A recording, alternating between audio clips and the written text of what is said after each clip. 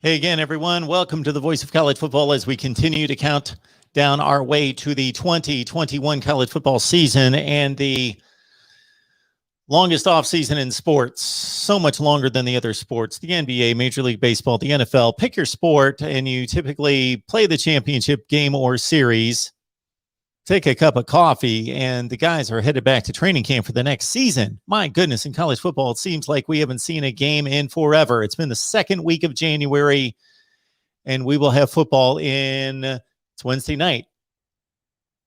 Wow. 3 days. In 3 days, we get football. We've got Illinois and Nebraska, Big Ten game, an actual conference game in Champaign. Was supposed to be played in Dublin, Ireland, but we do have Illinois and Nebraska. The loser of that game's not in good position considering the forecast for both teams. That if the loser can't get out of, for Illinois, a home game with a win in the Big Ten, when are they going to pick up a win in the Big Ten? They do have Rutgers and Purdue later, but and for Nebraska, if you can't come back and beat Illinois as a touchdown favorite to get this season started with the likes of Ohio State and Michigan, Iowa, Wisconsin, Minnesota, Northwestern on the schedule at 12-20 over the past 3 seasons for Nebraska and Scott Frost. Boy, the critics are going to have a field day at that point. So lock it in here for the next several minutes to an hour, hour and a half, something in that range. We will take calls a little bit later, but we've got Tony Siracusa coming up later to talk UCLA football with the Bruins on the field Saturday against Hawaii and the big alliance between the Big Ten, the ACC, and the Pac-12. And a little bit later, Virginia Tech talk with Paul Van Wagner and Mike McDaniel from ESPN Blacksburg. But to get us started, we got a little Florida talk, courtesy David Waters, of course, from Gators Breakdown. David, how we doing tonight? Pretty good. I'm not a big countdown guy, Mark, but when we're this close, you just can't you can't help but do it. Longest off season in sports. So you watch the NFL a little bit. I don't know if you're a huge NFL fan. Are you? On a scale of 1 to 10, 6, 7, somewhere around there. Okay. The other sports. So busy covering Gator stuff. I'm usually so busy doing Gator stuff on Sunday, wrapping up what happened the day before. It's just really hard to get into the NFL now. I hear you. I mean, before I started the podcast, I was really, really into it. But hey, Mark, 5 years I've been doing this, believe it or not. But the last 5 years, it's just my NFL interest is kind of weighing down a little bit. Oh, I hear you. I'm right there with you. But it's just college football is just the off season is just excruciating how long it is. Where, man, if you're a big NBA fan, my goodness, they play the championship series and they're going to training camp like 3 weeks later. It's crazy. I'm exaggerating, but not by much. Yes, right. So, man, we wait forever for college football. Those 12 games are precious on the schedule. Now, well, and for Florida, you had the bowl game versus Oklahoma. Then you had an early spring practice. We didn't get to see any of it. Florida was one of 2 SEC teams that didn't hold a spring game, them in Kentucky. None of the practices have been open at all in the fall. So we've seen very, very, very little of this Gator team since the Cotton Bowl. Basically the last time we see this Gator team, any kind of game plan and superstars on the field was the SEC championship game. So it has been a really long time for Gator fans to sit here and say we've seen this team before we see them next Saturday. And like we've talked about the times that we've gotten together in the offseason, I don't think there is a team that finished last season with more just mixed feelings than Florida football. Mark, that's what 2020 was. Peaks and valleys. Peaks and valleys based on what was accomplished on the good side, and then those just crazy events surrounding Texas A&M and the Cotton Bowl and the Mizzou fight and all that. But beat Georgia, won the East, took Alabama to its toughest game down the wire. Now we get a whole new cast of characters to a certain extent on the offense. Before I pin you down with a few specifics here, anything that's transpired in fall camp that's piqued your interest that you think significant? Anthony Richardson, the backup quarterback, has played really good. And I would say it's not a quarterback controversy. I guess you could say quarterback battle, but it's not really. He's just proven that he can be a really good second quarterback for Florida. That's about the best way to put it. Garrett McGee's actually meeting with the media right now, and before I came right here, he's the quarterback coach. He said Emory Jones is number one quarterback. He is the number one quarterback. He's going to be the starting quarterback next week. So, we've heard in the last couple scrimmages that Florida had that Anthony Richardson played very well. But here's the thing, like I said, we didn't get to see the scrimmages. No eyes were on the scrimmages. I was lucky enough to have people sending me live reports from the scrimmage there, and I was putting them out there. But, saying Anthony Richardson really looked smooth in the offense. The offense looked smooth with him.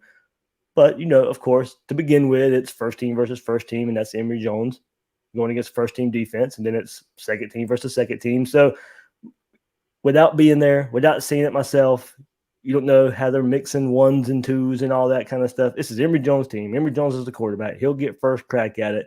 But the word is, and I think it's good news to me. I don't think just because you hear the backup quarterback is playing well, that doesn't necessarily mean there's a quarterback controversy that goes along with it. And I think that's where the misnomer for the backup quarterback does well.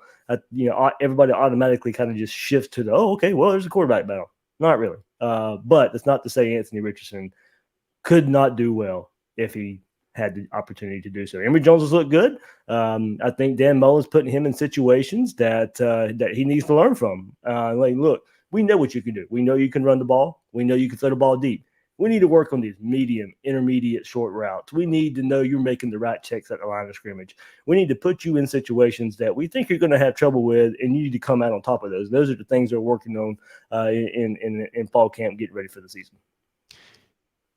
Yeah, my memory of Emory Jones when he was pressed into duty, or when they just had those series in which they would mix him in there, it wasn't like they were afraid to throw the ball downfield, and it wasn't checkoff stuff, but it wasn't like necessarily where he had to read a defense and go through the progressions. They had a pretty specific, okay, you're going to throw a slant here, and we think we've got a well-schemed play that Pitts is going to be open or whomever, and he throws the ball well. Now, and part of it before we go, part of it is, the lasting memory a lot of people have of Emory Jones is a very so-so Cotton Bowl.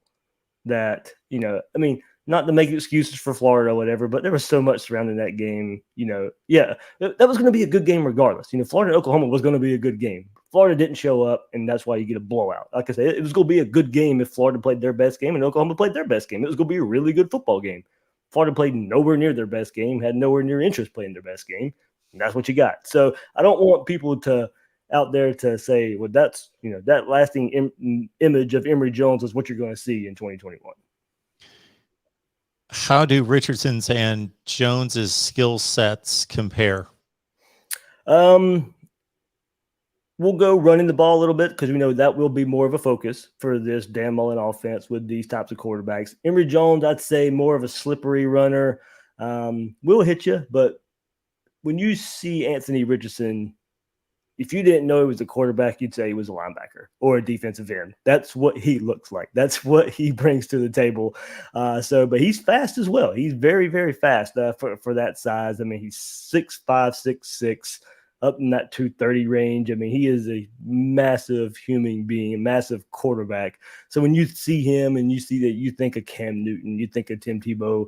Emory Jones, you're a little more slender, slasher type of runner there. Probably speed, top end speed, they're probably about the same there. Now, as far as arm goes, Emory Jones, live, big arm, can really chuck it down the field. Anthony Richardson, just haven't really got to see a whole lot from him. Really struggled with his completion percentage and accuracy in his first 3 years of high school. Bumped that up over 60% in his final year of high school there before he got injured. I think he played in 6 games in his senior year of high school. Sprinkled in here and there in last year in his freshman. Tough for a freshman quarterback to come in, especially when you're behind Kyle Trask and Emory Jones, and then expect to get a whole lot of reps in practice in a 2020 season where practice reps were very, very meaningful for all the college football teams out there. So very tough for a true freshman to go out there and get a whole lot of experience. But, arm don't really know a whole lot bringing to the table, but running the ball, more of your big body bruiser as Anthony Richardson can do. Emory Jones, that slasher speeds type of runner. Got David Waters on the line, of course, from Gators Breakdown. And if you're not familiar, please check it out right here on YouTube. So you just go up to the search bar, Gators Breakdown, look it up, because it's an amazing look at Florida football multiple times a week right here on YouTube and also on your favorite audio platform. All right, sticking with the offense, what do we expect the receiver rotation to look like, minus Tony, minus Pitts, quasi tight end, of course? How do the receivers stack up? Top two, Jacob Copeland, Justin Shorter. Those two guys put up similar stats last year. You're really looking for somebody like Jacob Copeland to break through, Justin Shorter to break through. Justin Shorter is a former 5-star, transferred from Penn State, had his first year at Florida last year, had some big highlight plays, but some big drops as well. Jacob Copeland, case of the drops a good bit last year as well. But those two guys, from all accounts, have had really good fall camps. Jacob Copeland was a highly regarded receiver too. But, his problem is not really his problem. He's just been behind some really, really good talent. I mean, Florida's put 6 receivers in the NFL the last couple drafts. Freddie Swain, Josh Hammond, Tyree Cleveland, Van Jefferson, Kadarius Toney, Kyle Pitts in some form or fashion at wide receiver. I mean, Florida's had no issue finding wide receiver. I mean, behind Alabama, you could put them up there we can put them up there with anybody else the last 2 years. So no fault of Jacob Copeland for not being able to necessarily break through when you're sending guys to the NFL. So this is his chance, his year to break through. They're not going to have a Kadarius Toney. They're not going to have a Kyle Pitts. Now, you may have a group effort led by those two with Trent Whittemore, Xavier Henderson. Trent Whittemore, somebody I'm really high on, played really well in the first couple games last year before he got injured, didn't really hear much once he got injured and tried to bounce back a little bit. Xavier Henderson has a high recruiting profile as well. He was a true freshman. He was in that second set of receivers last year. Florida would start the game with Tony, Pitts, and Grimes, and maybe one other receiver. And then they'd platoon a whole second set of receivers in, and Xavier Henderson and Trent Whittemore would be in that big second set along with Justin Shorter last year. So you would think, those two guys just elevate their game, will be that third receiver, be that fourth receiver for the Gators this year. But they won't have that passing threat out of the tight end position like they had in Kyle Pitts. You're not replacing Kyle Pitts. Now, can you get a combo of, Kamori Gamble and Keon Zipperer from the pure tight end position, and then somebody like Justin Shorter to help with the replacing the receiving portion of a Kyle Pitts? Yeah, it's going to be a group effort to try and replace what Kyle Pitts and Kadarius Toney brought to the table. Florida's deep there. Shorter and Copeland lead the way as far as experience, and they'll have to find some other guys along the way to help bring it up. But it's been the same question the last couple of years. Hey, Florida's lost this group. Who's going to replace them? And they've been able to replace them. Let's see if they can do it again. Because of Kyle Trask's ability to get the ball out of his hands, a lot of 3-step drops, you mitigate the lack of an offensive line. Is it going to be more important than it's been in years for this offensive line to be a physical offensive line? Absolutely, Mark. Dan Mullen can sit here and say all he wants to that, if we wanted to run the ball, we could run the ball. Nah, you couldn't. I mean, Florida struggled running the ball, putting games away last year. They'd get up, they'd get up big, and they'd have those leads versus Ole Miss. They'd have those leads versus South Carolina. They had those leads versus Kentucky and Tennessee. But you get to this, midway through the third quarter, fourth quarter, just couldn't put points on the board because they tried to run the ball. They tried to salt the clock away, and they really just couldn't do it. So the teams would just kind of hang around. Florida still win by double digits. The game would never really be in jeopardy. But, probably if they could run the ball a bit better, those games would be a little bit more comfortable. You could get some backups in and get some reps that way. But, Florida's got to find a way, especially now with the shift in the offense. Yeah, pass blocking was okay at times last year. Gene Delance on that right side was probably the weak link in pass protection. They're hoping now with this shift in offense that Gene Delance at right tackle will be more of a force for this offensive line. And we'll see. They have pretty much worked out Mark. Kingsley Igwekin's taken that center spot for the Gators this year. That's going to slide Stuart Reese over at right guard. Gene Delance will be at right tackle. Richard Garage, left guard, and Ethan White at left guard. Left guard. Richard Garage will be at left tackle. So Florida's got a good starting 5. Josh Braun will be the 6th guy filling out at the guard spot. But you got to find a way to run the ball better. Get these. Florida goes 5 deep at running back, and it's going to be led by the offensive line here. Problem with depth. Depth a huge issue for this Gator offensive line. Like I said, you could just probably mention 6, 7 deep. They've got to find some depth. It's up to the youth on this Florida offensive line to finally show their faces, and then help this offensive line along the way. So I think they'll be better. John Hevesy knows this style of offense much better. I think it will benefit these guys instead of 3-5 step drop for a quarterback. They'll actually be moving forward 40 times a game instead of backpedaling and pass blocking 40 times a game. I think now they'll be much more comfortable trying to run the ball, get a little mean streak in them, and help this Gator offense be led by them, because I think that's what's going to need to happen for this Gator offense to be successful. Hey, David, obviously the Gator secondary legacy is legendary. I see where Trey Dean, the one black, they're doing some different things in the secondary. What are they? What kind of roles are they carving out for those players and everyone else? Yeah, Trey Dean's going to start back there at safety. He played really good there last year. He finally found a home. He had to fill in for Marco Wilson in 2018 as a true freshman as the opposite cornerback of Christopher Henderson. And then they shifted him to star after Chauncey Gardner-Johnson left in 2018. Star didn't work out for him at all. And then in 2020, found a home at safety. Made a great play, Mark. If you remember in the SEC championship game, Florida intercepted Mac Jones. He's running, gets blindsided, and the ball fumbles, and Alabama gets the ball right back and scores. But he made a great play, and if for whatever some chance he doesn't get blindsided and the ball fumbles, Florida's even more so in that game. But made a play there. Has the potential to be he played safety in high school as well, so it is more of a fit that they're putting him back there. The one black, you brought him up, Mark, very interesting. Number 1 JUCO in America. He was a 5-star at one time as a high school recruit. Had to go the JUCO route, so he was number 1 JUCO in America. Finally gets to Florida. It does seem like he's working out at safety a little bit. That nickel star role that Florida's mixing. It's a hybrid position there for the Gators. DeJuan Black's an interesting player to see where he works out. Rashad Torrance is the other safety I think you can look out for opposite Trey Dean. I think he'll be the starter back there with Trey Dean. So Trey Dean, Rashad Torrance, he got a good bit of starts last year in his first full year for the Gators. So Trey Dean, Rashad Torrance back there at safety. Communication. We talked to Wesley McGriff last night, and he's the new safeties coach for the Gators coming in from Auburn. And look, man, they have to fix the communication issues that Florida had back there. And he said, look, we're communicating in the meeting room. Those guys have to go to the bathroom. They have to communicate that they're going to the bathroom. That's how much of a focus the communication is for these Gators right now, because it was a sad state of affairs last year, Mark, when Florida was on the field and you had guys who had played in this defense for 2 or 3 seasons and act like they didn't really know what they were doing because they couldn't communicate. One more thing, David, unless you've got anything else that you think's that we're missing here, but I see on the ESPN top 100 players in the nation, Kaiir Elam at 40, Brenton Cox at 59. Seem fair? Brenton Cox has the potential to be. He's bouncing back from an injury. 5-star potential, transfer from Georgia.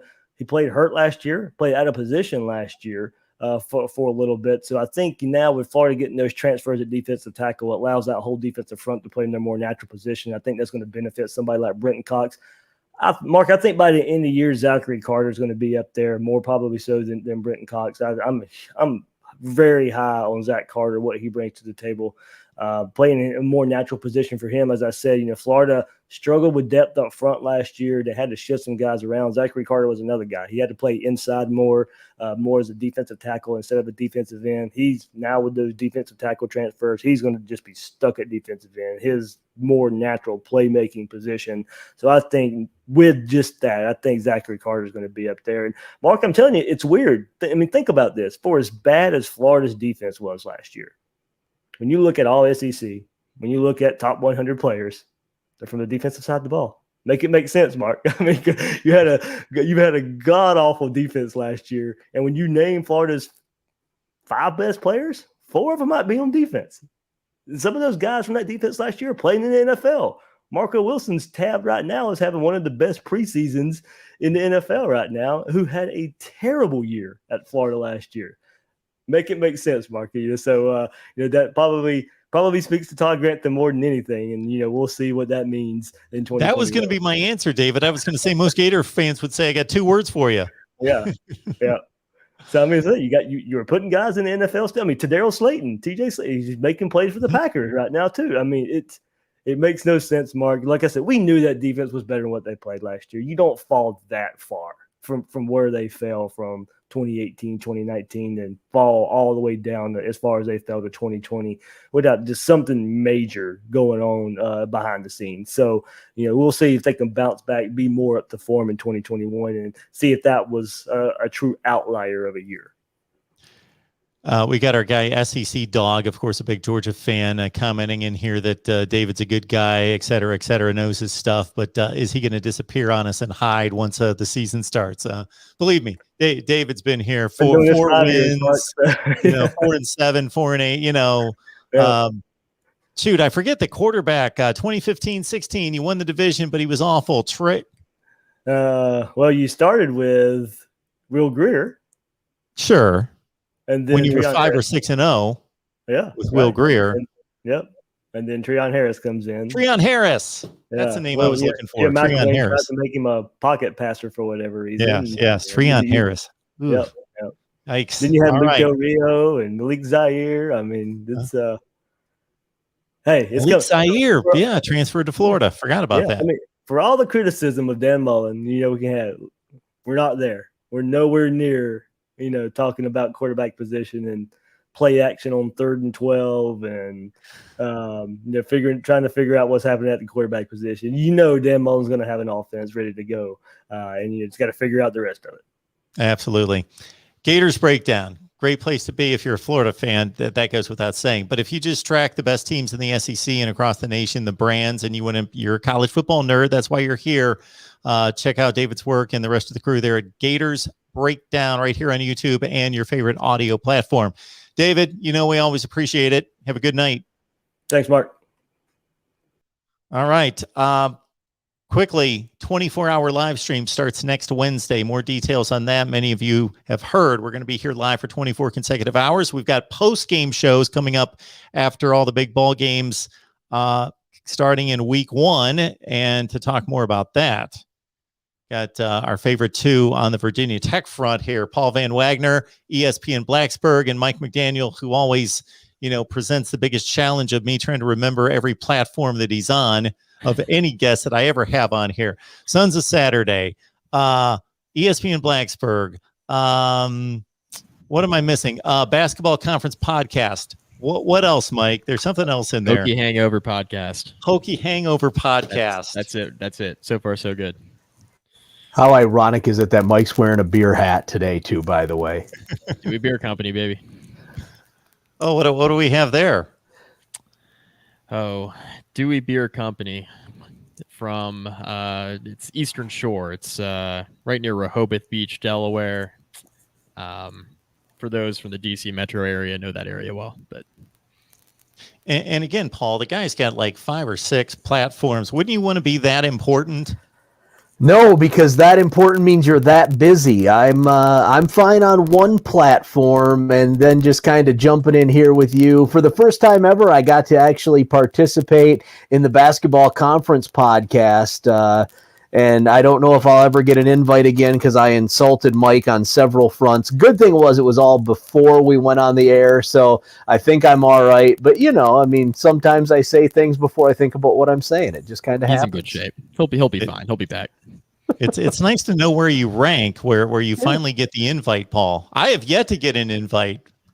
So here's the secret. You have to go to Mike's wedding. You have to sit at a table with his co-host Joey, and you have to mention to Joey that you've been pestering Mike for 5 years, Mark, 5 years to get on the show. And then Joey finally says, "Man, this is the first time hearing about this."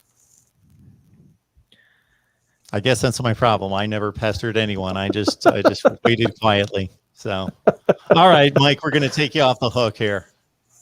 Virginia Tech football. So before we get into the football, everyone, I want to let everyone know that we've got post-game shows, as I've mentioned a million times and will about 2 million more before next week. Post-game shows involving all sorts of teams that I won't get into because the one that matters right this second, Virginia Tech. So we've got a new Virginia Tech YouTube channel. It's got 2 subscribers. So you know what you need to do. You need to head on over there and subscribe first and foremost. But we're going to make sure that we've got those post-game live streams available somewhere other than there. But we want to build that channel first and foremost. But of course, we want to make it available so all of you can see it and we get a good crowd. So that opening post-game night, Friday night, North Carolina, Virginia Tech. It's going to be right here on the main channel, Voice of College Football. So post-game with Paul and with Mike, and it's going to be amazing stuff. I'm just going to, as soon as we work out the details, guys, you guys are going to take it away and just smash it. Here's how we're going to do it. Mike's going to set everything up. He's going to tell me what we're doing, and then I'm just going to jump in and just ruin everything for him. Sounds good. Yeah, I mean that's how we roll. That's how we roll. We've got a good out. dynamic. We have a good dynamic. We always figure it out. Yeah, we make it work. Right. We make it work. We're actually really looking forward to it. Be kind to me and actually don't do that. Well, look, here's the thing. While you're sabotaging the post game, at least think of me. That's fair. That's fair. We've talked about this, right? Like before when we were on with you and we talked about Virginia Tech, like this thing really is going to go one of two ways. Either Virginia Tech is going to shock the world and they're going to knock off a North Carolina team that I believe is actually ripe for the picking. Not because Sam Howell's not a good quarterback, because he is. He's a phenomenal quarterback. I'm a Detroit Lions fan. I would love to have Sam Howell on the team next year if they can make that work out. But, you know, here's the thing. He's got to break in 2 new wide receivers, a new running back crew. I don't know where they're at with the tight end position, but regardless, he's got to break in all of these skill position players, and Virginia Tech gets him in week 1. So Virginia Tech could actually shock the world and knock off North Carolina. The other side to that, in my opinion, is North Carolina rolls into Lane Stadium and just runs train on Virginia Tech. I won't be surprised if it goes either way. Where I will be surprised is if this game ends up being like 27-24 and a tight game, a tight 1-possession ball game. That's interesting because that's actually where I see this going. Do you really? I do. Now, here's the thing, and they scored like 97 points last year, Mike. I know. The over under I think for this game is sitting around 66 right now. Crush the over. The over. Call your bookie right now. Here's why I'm on the other side of that. Because it's week 1, like you mentioned. Sure. North Carolina, they got a lot of things to figure out on offense. Now, the one thing you don't have to figure out is quarterback, because Sam Howell is a top 2 or 3 quarterback in the country at worst. Agreed. So they have that going for them. Now, they do have Ty Chandler running back, a transfer from Tennessee. That's really going to help them. Now, North Carolina's return, you know, they have 2 1,000-yard backs gone, right? They got Ty Chandler in, who is going to replace at least some of that production. I think, you know, if he's healthy, he'll be a 1,000-yard back for sure.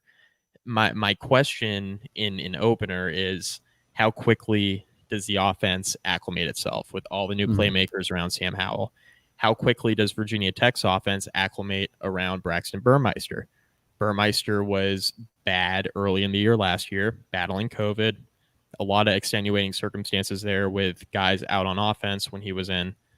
But the way I look at it is the defense for Virginia Tech is going to be, I think, better than they were last year, just from, number one, Justin Hamilton has an actual offseason to install his scheme, which he didn't have last year as a first-year defensive coordinator. They're going to be healthy on defense, which you look in the secondary last year, particularly in this North Carolina game early in the year, Mark, like North Carolina was rolling out there with all their dynamic skill talent. Virginia Tech was starting 2 freshmen in the secondary. One of them was a walk-on. It's like, what are we doing here? You're going up against an all-world offense with your 3rd and 4th string guys. It's really difficult to compete against a North Carolina team like that. So Virginia Tech's defense will be in much better shape week 1 against North Carolina than they were in the matchup last year. North Carolina's defense got better last year as the year went on, and they return a ton of talent on that side of the ball as well. outside of Chad Surratt, they have the entire defense coming back, and it should be very good. So the way I look at it is Virginia Tech and North Carolina, two really improved defenses. And I think the offenses in general in college football are a little bit slower going in the first few weeks of the season until they get their feet under them. That's why I think that under is really attractive, because I think you can get this to be a tight ball game. I think the spread right now is about UNC -5.5, which I think if North Carolina is the 10th best team in the country, that seems a little bit low to me. So it depends on what you think of their skill talent facing Virginia Tech in week 1, but they certainly have a lot of talent. It's just, are they going to be able to acclimate themselves quickly? And that's the question I have going into this game. Well, Tar Heel Paul says the wide receivers room is loaded, and I don't disagree with that. But it's one thing on paper to have a loaded room. I mean, we see it every year with Florida State, Miami.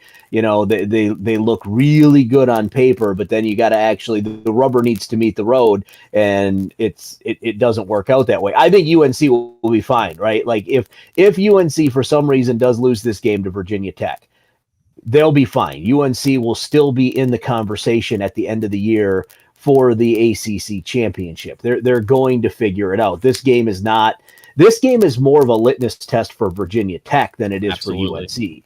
I mean, if Virginia Tech loses this game, potentially they could lose this game, they could lose West Virginia, and they could lose Notre Dame, and they could, in a best case scenario, be 2-5 going into ACC conference play, right? And that would be dreadful for all of the anti-foo crew out there. Bo Corrales comes back. He was injured last year, but North Carolina doesn't have a receiver coming back with more than 19 catches. But the guys that are stepping in for the trio that left are highly touted. And again, Bo Corrales was a very accomplished receiver, productive receiver who got hurt early last year, only caught 13 passes, but he's ready to go. Guys, I caught Virginia Tech's road show on ESPN's ACC network the other day. They were talking up James Mitchell big as a breakout player at tight end. Yeah. I mean, James Mitchell, I personally think he has like Kyle Pitts potential at tight end. Like, I think as a player and as an athlete, I think he's that dynamic. Now, do I think he reaches that ceiling? No, I don't. And that has less to do with James Mitchell and more to do with how the offensive coordinator, Brad Cornelsen, uses his tight ends. He never uses his tight ends as much as he should. Dalton Keene was a really talented tight end for Virginia Tech. Probably didn't have the ceiling that James Mitchell did or does. But he didn't use Dalton Keene the way that I think he needed to. Dalton Keene ended up being an early 3rd-round pick with the Patriots a couple drafts ago. So that gives you an idea. I think James Mitchell can go earlier in next year's NFL draft, but may not necessarily have the statistics to kind of match that, right? And I think the NFL sees a talent in James Mitchell that I think Brad Cornelsen needs to see this fall. Like, I think they need to utilize him more than they have, especially last season, but really in the last couple of years, even if you consider 2019 when Dalton Keene was still around. So he's definitely, I think he's the best tight end in the ACC. I think he's a top 3 or 4 tight end in the country. The question is whether or not he's used that way. And I think that's the big question going into the year. Yeah. Everything Mike said is right. Like, so here's the issue, right? Brad Cornelsen has James Mitchell lined up as an H-back instead of a tight end, and he's running jet sweeps with him. Like, that's just crazy. You have a 260-pound tight end that's 6'4" running jet sweeps. Like, that's what? And then you get down into the red zone and you're not using him as, you just post him up. Just let him run a 6-yard button hook in the red zone and post up on somebody. Nobody's going to get around him, but they just don't do that kind of stuff. I mean, at one point they had James Mitchell returning punts last year. That's how athletic this kid is, that he can go back and, I mean, he wasn't burning up anybody with his punt returning, but he was at least catching them, which was better than they could say for some of the other guys that were out there trying to field punts for Virginia Tech. Virginia Tech Talk here. Paul Van Wagner joins us from ESPN Blacksburg, and Mike McDaniel from Sons of Saturday, Hokie Hangover, Basketball Conference Podcast, ESPN Blacksburg. Got him. You nailed it, Mark. You can beef with him on Twitter, too. Yeah. What's on the podcast this week? actually recording a new Hokie Hangover this evening. So we'll be giving our season prediction for Virginia Tech, and we'll be talking about the departure of Virginia Tech's director of recruiting, Bo Davidson. Left during this dead period in recruiting and went back home. He's from the state of Texas. Went back home to Texas Tech. So he exited the program at what a lot of people saw as an inopportune time. I don't necessarily disagree, but in my opinion, if you're going to lose a recruiting director, lose him during a dead period when most of the class of 2022 is pretty much set for Virginia Tech. It's up to the staff now to keep those guys signed, or get those guys signed at signing day and keep them verbally committed. And somebody like myself might say this without a whole lot of insight into the situation, just looking at the sheer recruiting rankings. Maybe he's not necessarily a bad loss based on the last couple of classes.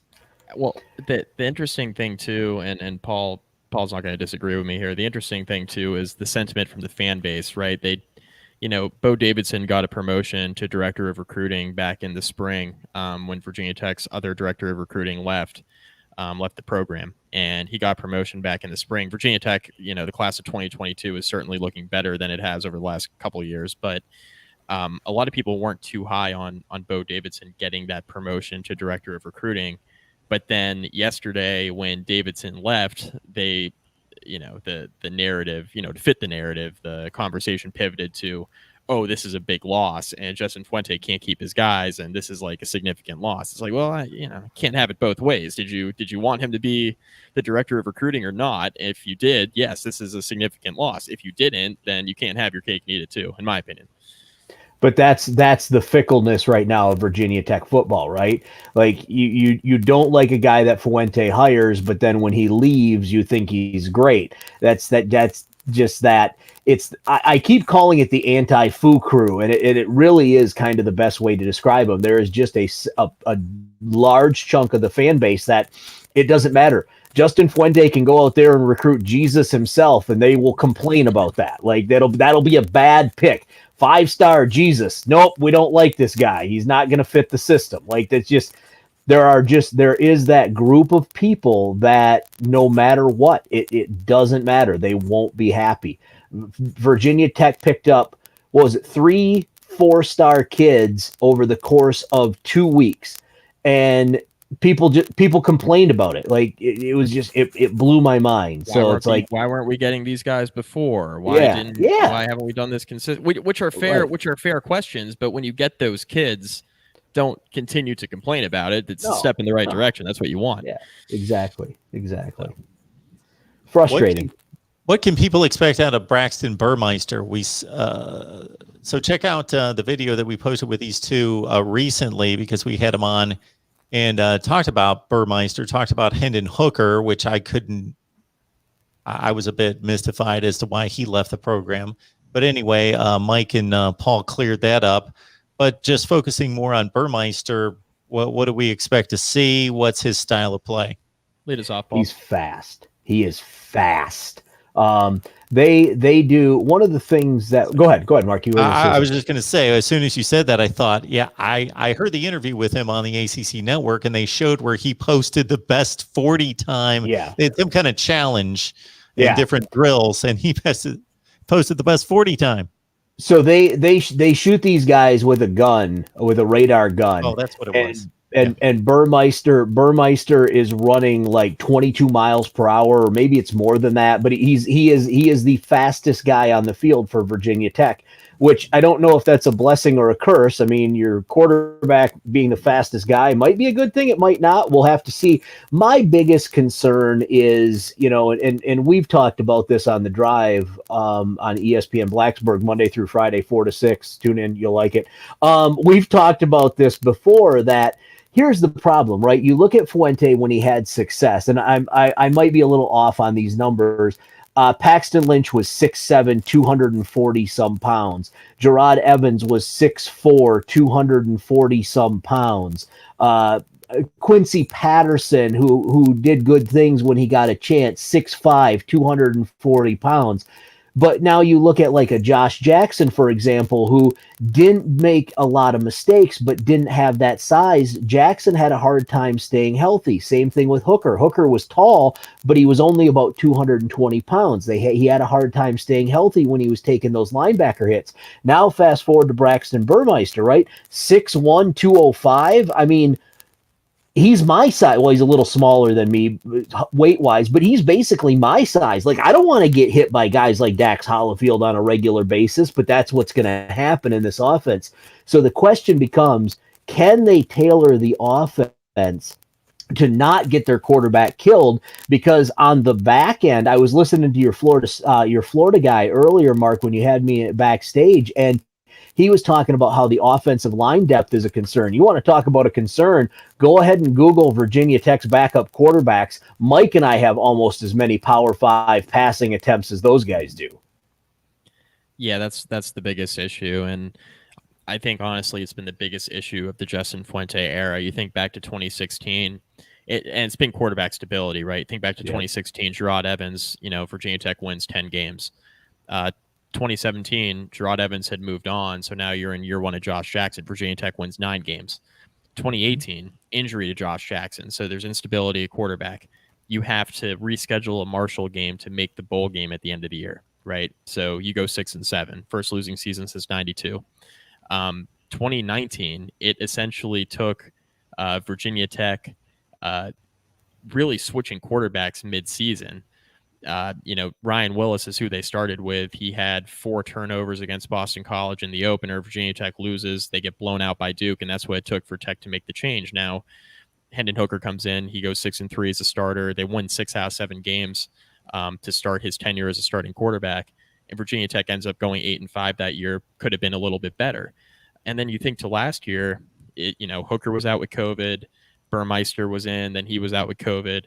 At one point, they were cycling in Knox Kadum in the Clemson game because Hooker got hurt. Knox Kadum is a former 3-star quarterback that was originally committed to James Madison, so he wasn't even going to play Power 5 football or FBS football for that matter. He was going to be in the FCS, a really good program in the FCS, but an FCS team. So it kind of gives you an idea. And then fast forward to this year, okay, great, Braxton Burmeister's the quarterback. What happens if he goes down? Or what happens if he's not any good? And that's the question, right? Because we've seen him play well and we've seen him play poorly. Which guy is he? He's been Jekyll and Hyde, and we haven't really seen enough of him to really make a final determination on just how good he's going to be. And then the depth behind him, I mean, Hendon Hooker transferred to Tennessee, and then Quincy Patterson, who Paul was just talking about, transferred to North Dakota State. 2 very good football programs, but you lose 2 4-star quarterbacks. The only one left is Braxton Burmeister, who transferred in 2 years ago. So there's certainly questions with Burmeister. There's questions behind Burmeister. His health is going to have to be a huge factor. He's going to have to be able to take those hits. And we're going to have to see really early on if, Virginia Tech is going to be the offense they aspire to be. There's also questions about the accuracy throwing the ball. We haven't even got into that yet. Couple of times that we saw him throw balls, it was not on target, I guess is the best way to describe it. Is there a concern that Virginia Tech, obviously, what Frank Beamer did was take a program that was an afterthought and make it a national power, and one that finished in the top 10 most seasons when he was in his heyday, between the mid-90s and just a few years before he set off for the sunset. A top 10 finish was expected, and they were in that range almost all the time. Then they fell off a little bit. We're still winning 8-9 games. They're the last 4 or 5 years under Beamer.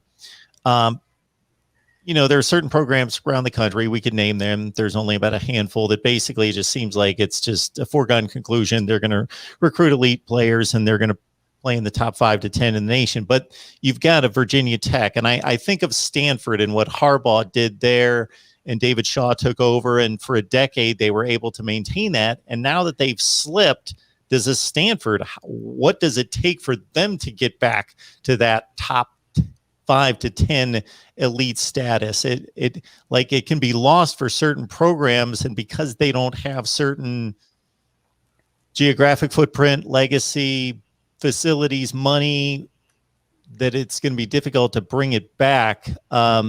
is Virginia Tech kind of in, I don't want to call it no man's land, but is it going to be achievable to get them to the heights that they enjoyed 15 years ago? Well, I mean, it's certainly a different conference now from the standpoint of Clemson has, I mean, they went from not only closing the gap on teams like Virginia Tech and Florida State, Miami, but they went from closing the gap to then taking over and then putting basically an ocean between them and the rest of the conference. And they totally, in my opinion, totally changed the expectations of teams in the rest of the conference in regard to what is most realistic. And if you're a Virginia Tech fan, that doesn't mean you don't aspire to be a great team in the ACC. But being a great team in the ACC looks different now than it did 5-10 years ago, because Clemson is now running, they're essentially playing a different sport than the rest of the conference. And there are still talented teams. You know, Miami's very talented. Florida State is still recruiting at a very good level. North Carolina recruiting at a high level. But you need like 4, 5, 6, 7 years of that consistently. Miami has not done that consistently. Florida State certainly has not done that consistently. North Carolina was an afterthought until Mac Brown showed up. Clemson, meanwhile, is recruiting at a top 3 or 4 level in the country for a decade. And you get to the point where they are playing a different sport than everybody else. And when it comes back around to Virginia Tech, they didn't capitalize on those double-digit win seasons under Beamer the way that they should have as an athletic department. And that's in regard to funding as a football program and, you know, improving your facilities. And they're doing all that now, and that's great. But you should have been doing that when you were winning 10 games and you were consistently winning the ACC, or at least being in the conversation to win the ACC, because now it's much harder to do that. It's much harder to go up against a Clemson and be competitive or beat them. It's really hard to do. And I'm not sure that there are any teams in the ACC who are quite on that level right now. It's going to take a lot for Virginia Tech to get back there. And I don't know if Fuente is the guy to make that happen. It looked like he could be, and then recruiting fell off a little bit. We'll see what happens. This is a really pivotal year for him and for the program. And we're going to find out pretty quickly, in all honesty, because I think Virginia Tech has a chance to bottom out. I also think there's a chance that they could be pretty good. And if Virginia Tech's pretty good, does Fuente bolt? Like, does a job open in Texas and does he leave? Does he want to be in this for the long haul? Does he want to deal with the frustration that he's had with the administration in the past? Like, those are the types of questions you ask philosophically in regard to the trajectory of the football program moving forward. One of the other big issues that Virginia Tech has, and it's no surprise to Hokie Nation, they all know because it gets driven into them, is it's about fundraising, right? Like you look at just sheer dollars and cents, and Virginia Tech is in the middle lower portion of the ACC. They're not in the bottom, but you know, they're somewhere around that 7-8 mark for money raised, whereas, you know, Clemson is raising money at a clip that they can't even keep up with. So it's hard to keep those facilities on par with the likes of Clemson or a Miami. You know, Florida State, they're going to pull kids. They can just naturally pull kids in because they're Miami and Florida State, but then they also have the money to back it up. North Carolina is another one. North Carolina seems to have unlimited funds. Like Mac Brown is in a great situation there with what they have going on fundraising wise. Now I realize that North Carolina has done a lot to put themselves in that position, and good on them for doing that. But, you know, I mean, it does come down to money, and Virginia Tech right now they're doing everything they can. They're throwing everything at the wall to try to get the fan base. I'm sure Mike, as an alum, probably gets 4 emails a day, donate something to someone. Hokie Club's killing me. Yeah. I mean, and it just, you know, but they don't. Clemson does a great job of it because they kind of indoctrinate their students that as Clemson Tigers, you donate to Clemson, and they make them donate as undergrads, so that by the time they graduate, they're just like, oh yeah, this is just what we do. Virginia Tech is way behind.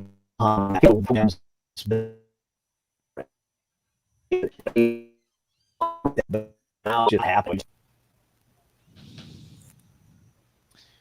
What do you guys make of the ACC-Big Ten-Pac-12 alliance? Hysterical. We got a handshake agreement, Mark, that we're going to do this show every week. Don't worry about it. We'll be here, man. No big deal. No problem. It was called a It was called a handshake party on social media, and I thought that was hysterical. And why you guys will be here every week, and I'm going to pay you $100,000 per show. Yeah, don't worry about it. We'll show up. We'll show up. That's right. Yeah, no problem. No problem. Here's the issue, right? Most of these Virginia Tech has non-conference games scheduled out to 2030. I mean, I'm gonna be in my mid-50s before we'll ever see any sort of actual continuity with this. It's great in principle, right? And it kind of shows the SEC that, hey, you're not gonna come in here and just run over everyone. But I mean, at the end of the day, I don't know how much water it's going to hold. It's just everybody's trying to get together and make sure that the SEC doesn't create this mega conference poaching teams from everywhere. And these conferences are saying, we're not standing for this because we know you have the power right now with that ESPN television contract and the backing of the network that is driving the narratives in college football on a broad scale. I mean, that's what ESPN is doing. I mean, they are the premier host of all college football programming, or at least most of the relevant college football programming. I know Fox has games, and there are games on other networks too, but the premier game every week is on ABC, right? An ESPN entity. The national championship is on ESPN. The playoff is on ESPN. The big games of the week are on ESPN or an ESPN network. And when they weren't, they were on CBS with the SEC. Well, that's going away in a couple of years, and it's all going to be on ESPN, all the SEC programming. So it's a power move by the SEC, what they're doing, pulling in Texas and Oklahoma. It's all about money and following the dollar signs. And I think the other conferences want to feel like they have more power than they actually do. And I think they're kind of in a powerless position because at the end of the day, the SEC is going to do what the SEC is going to do. And they're just going to try to team up and make sure that it doesn't happen as easily as it could. Well, and the good news for them is if the SEC does what it seems like they're going to do, and this isn't anti-SEC rhetoric by any stretch of the imagination. I love watching me some Alabama, Georgia football. Don't get me wrong. Yeah. Is that at some point they're trying to set themselves up where if the SEC becomes that gigantic entity, which we all believe they're going to be, and it seems like they're destined to be heading in that direction, that what you'll end up seeing is eventually probably these three conferences will lock themselves out from the SEC. So then what do you have? If you do a college football playoffs and you don't include these other conferences, or these other conferences do their own playoff or something like that, or they're just like, nah, we're not playing these SEC schools, then, you've kind of taken a little bit of the power back. Now, I don't know that that's necessarily exactly what they're going to do, but I mean, all that they can do is to try to make sure that they're all on the same page so that when it comes time to expand the college football playoffs, and it's going to expand, that you don't end up with 5 SEC schools, Ohio State, Clemson, and, whoever wins the Pac-12. So that's, I think, what they're shooting for right now, is just to try to make sure that they're on some sort of level footing when the time comes to flex their proverbial muscle. Why do you put together a scheduling alliance? So the alliance involves a lot of things, but most of it was fairly vague, which my one defense for this will be that I stated this in a video. I said, what did we expect when the Pac-12 commissioner basically initiated this? So he reaches out to the Big Ten and the ACC and says, hey, we need to talk and just figure some things out and see what's best for us. That's like 7 or 10 days ago. And then basically all that can be decided in 7 or 10 days ago is that this is what we want to display as being what's important to us: the student athlete, our philosophy, academics, security, et cetera, et cetera. they're not going to be able to announce anything that's concrete in 7 to 10 days. So they just want to get out in front of it and make some kind of grand statement to say this, we are in it for the good of the student athlete and for the betterment of collegiate athletics, and make all the right statements and say that. Now, the only portion of that has any meat to it potentially is scheduling. When you say what's good for the student athlete or what's best for college athletics, we can dream of all sorts of things. Right. No. The one thing that means something that people can say, okay, I know what this is scheduling. So if all the conferences schedule whatever they want per team, per school against the other Power Fives, and typically that formula is you schedule either an FCS or a group of 5 or maybe 2, and then you got one Power 5 game, and they all schedule against each other. The ACC and the SEC have the strongest connection because of geography and also those rivalries on the last weekend of the season, the 4 that we know, the 4 that we know. I'm not going to run through them. So I don't, if you're going to make a move in scheduling, what's that going to look like unless this was my one thought, and this seems radical. Okay, the SEC right now, if you really look at what programs are supposed to be, who is Ohio State? What are they typically? What's Penn State typically? If you look at what program, basically the SEC has about half of the top 15 programs in the nation. And the other half are Ohio State, Notre Dame, and Michigan, and Penn State, and Clemson, and if they ever come back, Florida State and Miami, or Miami, something like that. Okay, USC. So it's about half and half split between what was 4 conferences and now I guess is going to be 3 because the Big 12 is kind of in limbo and is probably, if it's going to exist into the future, is going to be an American conference because there aren't the schools out there for them to supplement their conference to keep it as a Power 5 status of a conference. So why not consider this power play? Shut out the SEC out of non-conference scheduling and just say we are scheduling each other. Now, you don't state that. You don't come out and say we're going to shut out the SEC. Right. You just say we're building a scheduling system. We've got 41 teams here. We can easily just schedule non-conference games against each other, and it's a pretty big blow to the SEC if they don't have anyone to schedule non-conference games against. Well, it's kind of like the Notre Dame deal. It's kind of like the Notre Dame deal last year with everybody's only scheduling conference opponents. And where'd that leave Notre Dame? They had to join a conference, right? It would be a similar type discussion. Right. And Mark, you were right. I mean, the one thing that, they were talking about this alliance yesterday. I'm looking through all this stuff. They're talking about the experience of the student athlete and academics and racial and social justice and gender equality. They had a whole long list of items they wanted to hit on. And then they got to the scheduling part. And I had the same takeaway as you did, where I'm like, okay, the one that's going to drive money, which is all this is about, if we're being truthful and honest with ourselves, because college football is a business, and this is why everybody's feeling powerless against the SEC with their huge television contract with ESPN.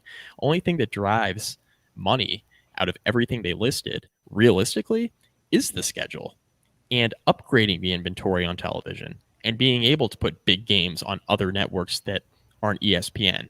Now, the interesting thing about this is that the ACC is under that ESPN television umbrella. That's the really interesting part of this.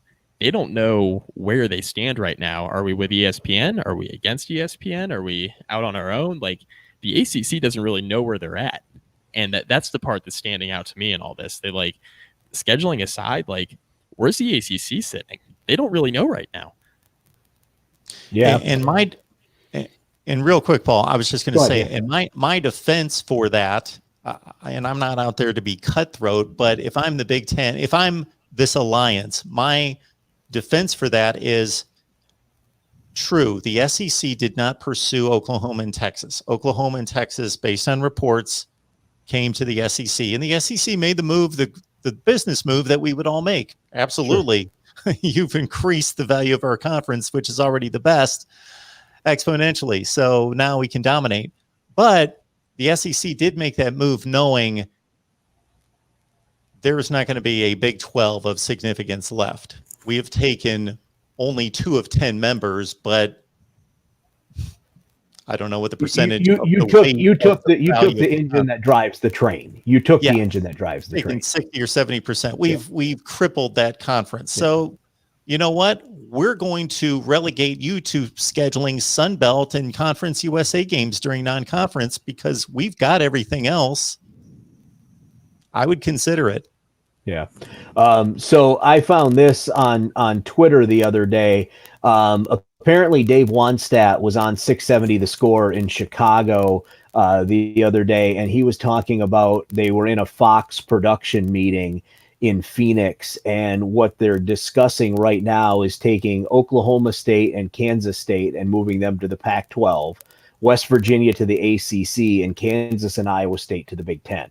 So you could pretty much eliminate the Big 12, I mean, which we kind of knew was going to happen anyway when Oklahoma and Texas left, because again, they are the engine that drove that train. I mean, you go back since I don't even know how long, Oklahoma and Texas have been the team that has come out of the Big 12 every year for the college football playoff. You know, no one else. I mean, Baylor gets a sniff at it every now and again, but I mean, it's not. But so anyway, my point is that like you're going to have to break up that conference, or it becomes a group of 5 conference at some point. And I've talked to a few people that are West Virginia media people, and they've told me that, you know, the sentiment in Morgantown is let's go be part of the ACC. You know, and the ACC before kicked West Virginia to the curb because they said from an academic standpoint and a funding standpoint they don't match up. The problem is that you let Louisville in, who from an academic standpoint, nothing against Louisville, but Louisville matches up with West Virginia just fine. So if you're going to let them in, you might as well let West Virginia in. And then you have that natural rivalry. You have that Black Diamond Trophy with Virginia Tech, and you have that rivalry with Pitt. So why wouldn't you bring West Virginia back into the mix? And I can tell you right now, like there are Hokie fans out there that if you ask them, they're like my age, they will tell you that if you make a list of your 3 most hated teams, West Virginia is 1 or 2, right?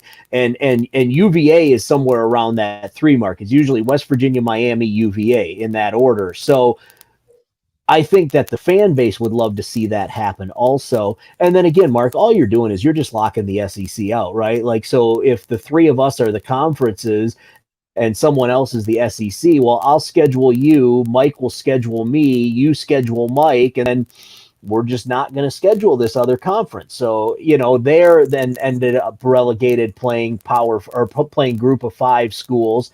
And what's going to draw more eyes, right? Ohio State, Virginia Tech, or Alabama versus Cincinnati. I mean, you know, it is the reality. So I think that's kind of where they're going to go with this, you know, and we'll see if it ends up working out for them. Yeah, that basically strengthens my point that if now we're up to 49 teams, 49 teams in these 3 conferences. And if your scheduling alliance doesn't include playing each other, which it already does, and shutting out the SEC, then your schedules are going to look similar to what they are right now if you're going to continue to play the SEC, because there's just not enough games non-conference, because you're not going to beat each other up and play all Power 5 games out of conference, of course. So, I mean, the only thing you don't get is you don't get Clemson, Georgia at the beginning of this season, you know. But what do you get? You get Clemson, Michigan. You get Clemson, Penn State. You get Clemson, Washington. I mean, those are all good games. Give me that. Like I'll eat that up all day. So Clemson, USC. Yeah. Yes. Please. Good stuff. For every and for the U baseball fans, for every Florida State game, for every Clemson, South Carolina game you lose, you gain something else with another big game. You know, Ohio State, Clemson. And for those people that have been, and I don't want to use the word arguing, it's a valid point, have said, well, these rivalries are too sacred to touch. Nobody's going to touch Georgia Tech and South Carolina, Clemson, et cetera.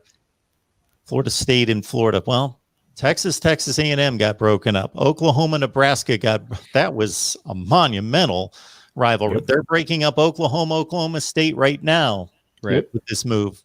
It Following happened. the dollar signs. Pitt, West Virginia Penn State got broken. Pitt, Virginia Tech. There you go. Yep. Yeah. And Yep. absolutely. Good stuff with these guys. Paul Van Wagner, ESPN Blacksburg, Mike McDaniel, Hokie Hangover, Basketball Conference Podcast, ESPN Blacksburg, Sons of Saturday. That's it. Got them. All right. The official spokesman of Dewey Beer. And these guys are going to host. Yeah, Dewey Beer. Okay. More importantly, our Virginia Tech post-game coverage right here at the Voice of College Football. So I am looking forward to that, hearing you guys chop it up after the Hokies play. A really good one and big one for the Coastal Division. Early lead in terms of key games against North Carolina on that Friday night. All right, guys, appreciate you being here. Good stuff, as always. Thanks, Mark. Thanks, Mark, for having us. Appreciate you.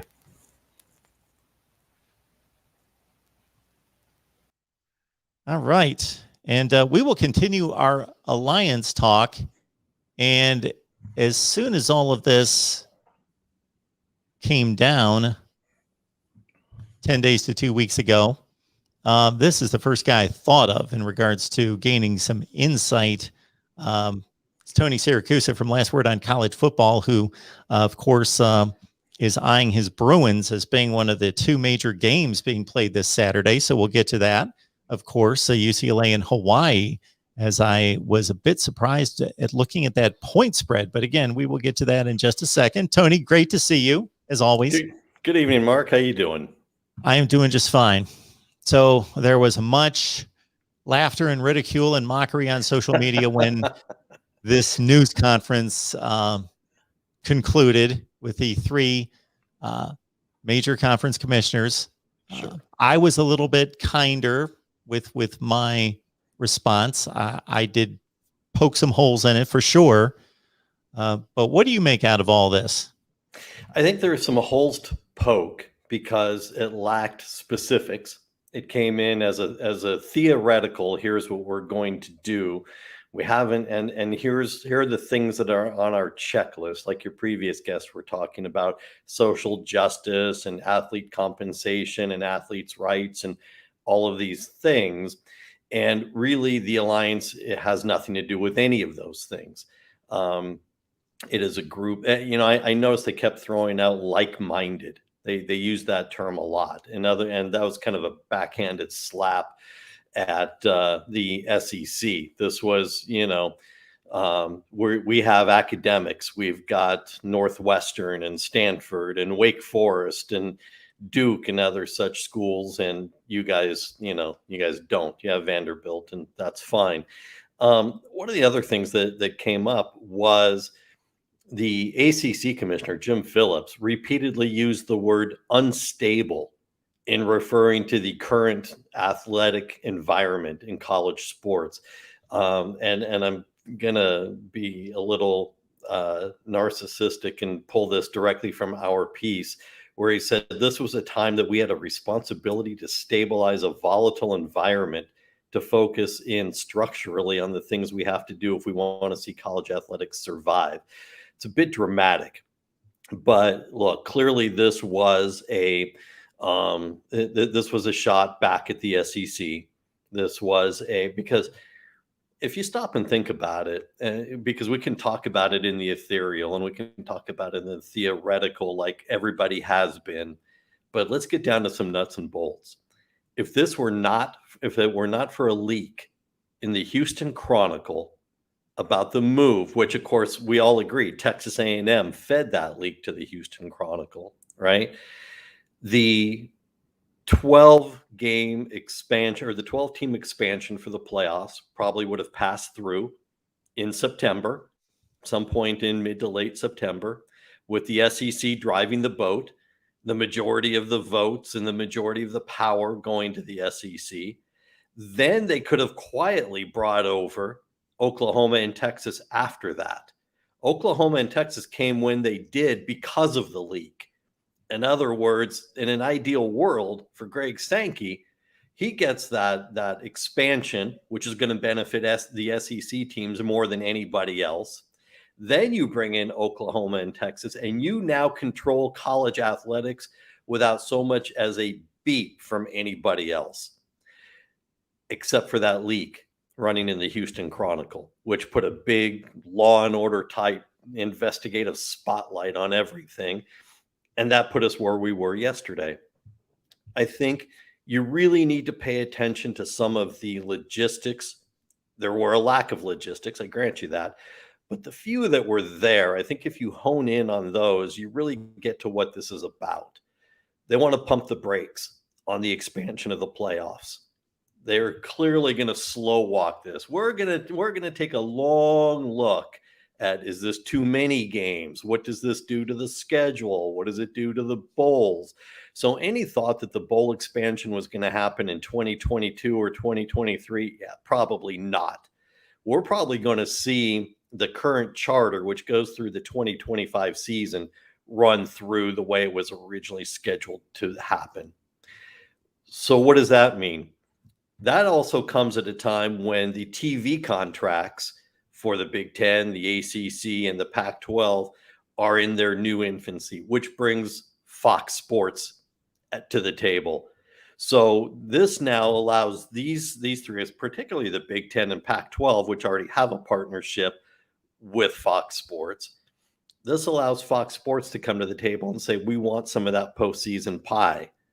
And we now have some votes because this alliance, if that's what we're going to call it, creates a voting block, which doesn't allow the SEC to run off by itself and control all of college sports, at least in theory. Whether it works or not, it's still to be seen, but that's what they're striving for. That means that ESPN doesn't get a 10-year infomercial on, the postseason play in the college football playoffs with their partner, the SEC. It allows Fox to come almost really, if you think about it, what happens with the Super Bowl, right? It moves around networks, right? 1 year it's on Fox, 1 year it's on ABC.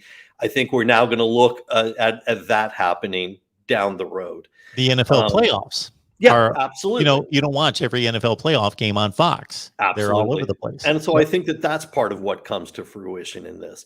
And then, of course, there's money. Look, if you pull this off and you're going to have this alliance, and your previous guests were right, the guys from VodTech were correct. It's about scheduling and it's about money.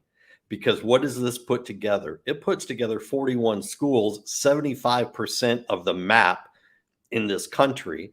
And it gives you markets like Miami, Chicago, Seattle, Los Angeles, the Bay Area, upstate New York, the entire state of North Carolina, all in one package now. So it makes the TV packaging a little bit more attractive when you're looking at scheduling. At the end, which I don't know how people didn't jump all over this. Maybe it was because it was in the last 2 minutes and they'd all fallen asleep. But Pac-12 Commissioner George Kliavkoff made it very clear. The Pac-12 is contractually obligated right now through the end of its TV contract, which lasts 3 more years, to play 9 conference games. But then if you kept listening, he said, however, I'm not adverse to going to our TV partners and talking about dropping down to 8 games, at least in the short term, if it helps get us an alliance game in there. Because what we're giving up would be more than compensated for with a big-time alliance game, right? So I think what we see in the very near future, look, you and I both know TV football contracts and the matchups get locked in for some reason 10 years in advance. We should have learned last year they could be made up 3 weeks in advance. We saw it happen last year, but they get made up 10 years in advance. I think you're going to start to see some buyouts of some of those contracts in order to replace them with alliance games now, sooner rather than later.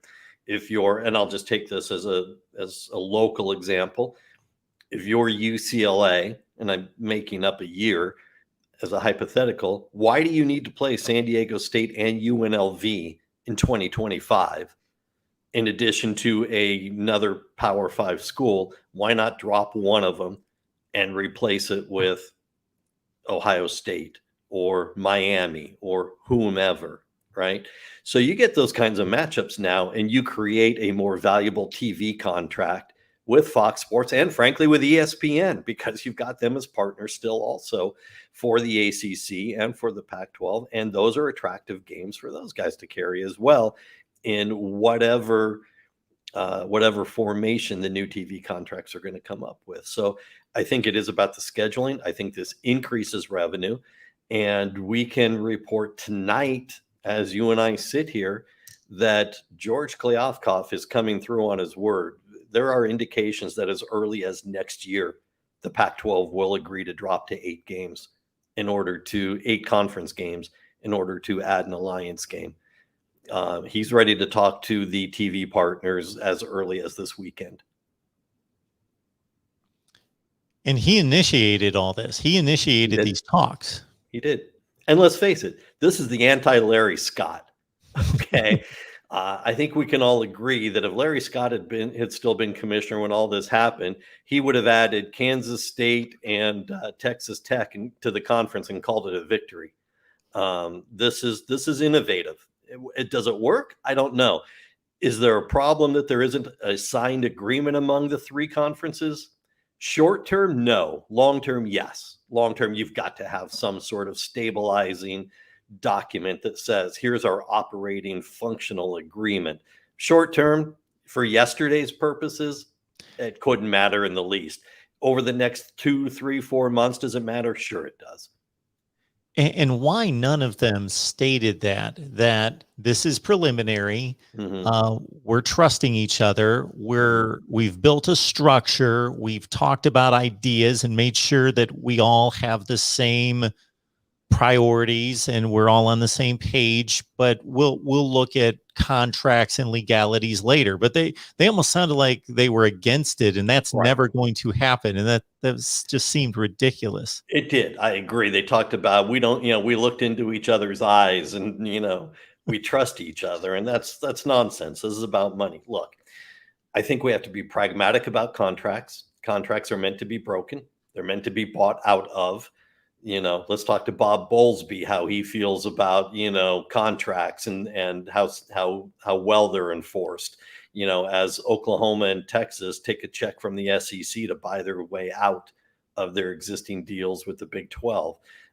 There's a way out of every contract. So the enforceability of contracts is limited, but you need one as a guiding document, at least in terms of how you're going to function, because you can't have 3 kings at the top of the throne and think you're going to get a unified decision every single time. So there needs to be that in terms of how they're going to work, how they're going to operate going forward. I saw I'm putting this in air quotes, hot breaking news tonight from Brett McMurphy on Twitter that the lawyers in the Alston case have sent a letter threatening to sue the alliance already because, quote, reports are that you're going to align with regards to athlete compensation, and we won't stand for it. Well, look, don't be absurd. Of course they're not going to align in terms of athlete compensation. A, that's collusion. B, you're never going to find them putting that in writing. While Kevin Warren may not be the best commissioner in all of sports, the man does have a law degree from Notre Dame, and I'm going to guess he spent a day or 2 in contract law classes. And I'm going to guess the general counsel for the three conferences is pretty much on top of what's in writing and what isn't.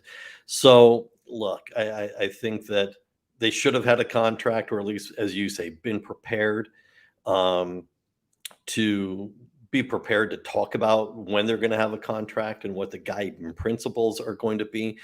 I think, again, the devil's in the details. I think this is a top-down agreement. I think that, look, the idea of a USC versus Miami, or an Oregon versus Clemson, or Washington versus, Penn State, I think those kinds of things are exciting. I think those kinds of things are what is going to draw the money to the table. Does anybody care about seeing Arizona versus Maryland? No, probably not. Is anyone going to be excited about Syracuse versus anybody? No, probably not. At least But not those until they games get are in. already being scheduled. Right, So exactly. Sure, exactly. But so if you can manipulate this a little bit to get some more of those top end games, and if it means for a couple of years the Pac-12 drops down to 8 games, I know the purists are going to hate it. I actually talked to Chip Kelly today at UCLA practice, and I asked him about it. And we have I don't know, I'll call it a fun time with Chip. I'm not sure he really thinks it's fun. He doesn't like answering big topic questions. He likes to say, we're just here to have a great Wednesday and work on our game.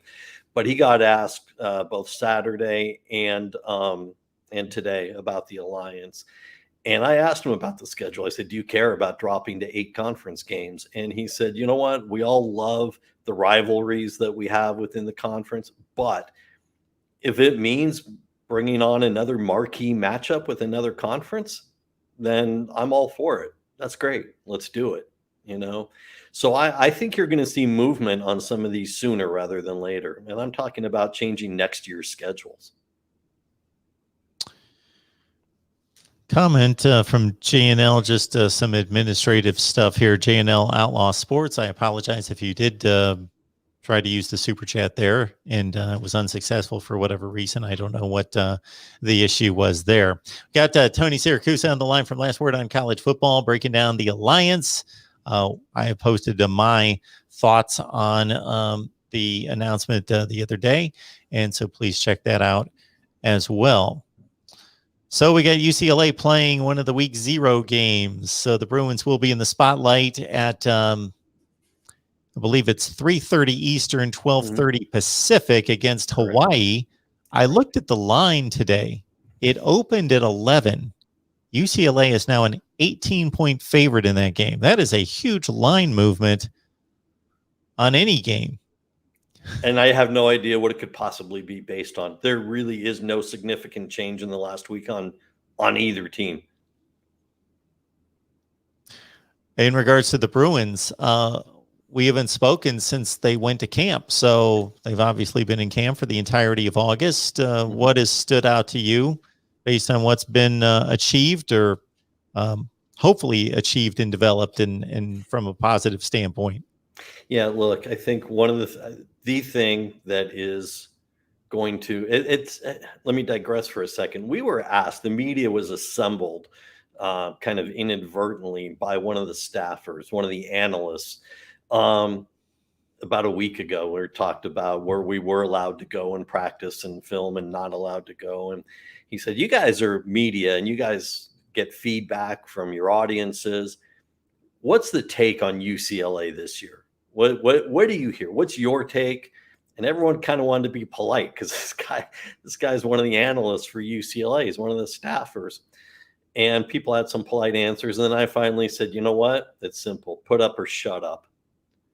And he looked at me and one of the other reporters said, that's it right there. I said, all the talk about you're older and you're veteran and you've got 20 returners back. But if you don't put it out on the field, it doesn't matter. The fans have been patient.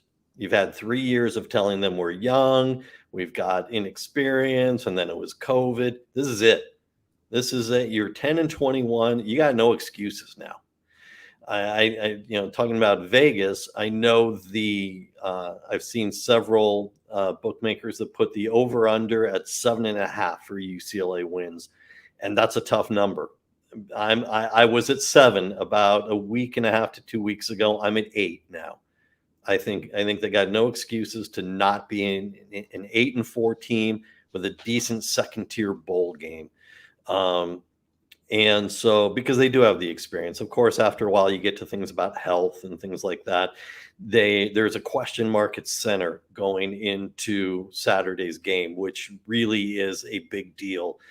Sam Marazzo, the starting center, is questionable right now. And They have backups. John Gaines is a decent backup. Bruno Fina is a decent backup. But if you were at spring camp the way I was, and you saw the errant snaps out of the replacements for Marazzo, you're a little concerned. We wrote an article a couple of weeks ago that said Marazzo is a key to that offense succeeding. For all the talk about DTR and the receivers and the running backs, Marazzo is a key to the success of that offensive line and the offense succeeding. So his health needs to be watched by UCLA fans.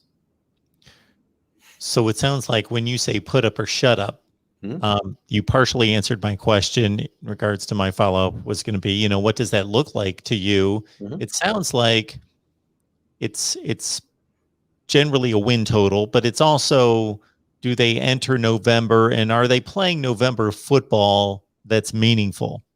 Right. Yes. You know what? I think that's a great point. It's not just about the 8-4, but are you going into November with a significant bowl game at stake? Are you still in the race for the Pac-12 South? Beating USC, of course, being on the checklist of things that need to be done. Playing competitive football. Look, they've got a 3-game stretch in the middle of the season, back-to-back weeks against Oregon, Washington, and Utah. And I'm certain I don't have it in the correct order, but not really the point. They got to play those 3 teams, 2 of them on the road in consecutive weeks. That is a brutal stretch. But if you can come out of that 2-1, then I think you're having a good season. The health with which you come out of that is critical. And, going forward into November. And then, of course, you're talking about DTR is going to be, what everybody watches. He's made statistical progress year to year to year. It's the mental progress on the field. It's the decision making. We've spoken a couple times in camp to Ryan Gunderson, the new quarterback coach from San Jose State. And he's told us, look, physically, the guy does things I've never seen any other quarterback do. We're working on the mental part of the game, making the decisions quicker, not holding onto the ball so long, so that you're turning a 3-yard sack into a 7-yard sack, making those faster decisions. That's going to be critical. He's got all the weapons he needs to work with. Their running game, there is no excuse for them not having a phenomenal running game. Britton Brown, the 6th-year transfer out of Duke, and then Zach Charbonnet, the transfer from Michigan, has looked spectacular in camp. Those 2 guys, they've got 2 more behind them who are really good. They're deep at receiver. So really no excuse. They're playing a Hawaii team that, Todd Graham, the former Arizona State coach, is now in his 2nd year at Hawaii, likes to run a very aggressive defense. A lot of blitzes. You don't always see the blitzes coming. So again, you're going to have to be very quick in the decision making, but it's a defense that also gave up 200 yards per game rushing last year. So the opportunities are there. I think it's a small crowd Saturday, the middle of the day in the 100-degree Pasadena heat. I think you're probably looking at a 40,000 person crowd. It's nice to have a crowd at the Rose Bowl again, but, I don't think it's going to be one of those things where, the motivation level is really amped up with a sold out crowd. I can see it being a little sloppy early on, and then UCLA probably pulls away towards the end and probably gets close to covering the spread. I think 18 feels kind of high.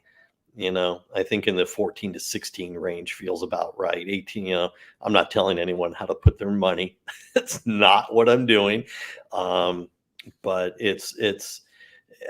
look, Hawaii is an opportunity. Chip Kelly has not won an out-of-conference game since he's been at UCLA.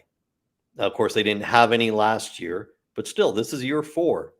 So that means the first 2 years, he's 0-6 in out-of-conference games. It's time to win. It's time to put some W's on the board early in the season because they got LSU the week after that.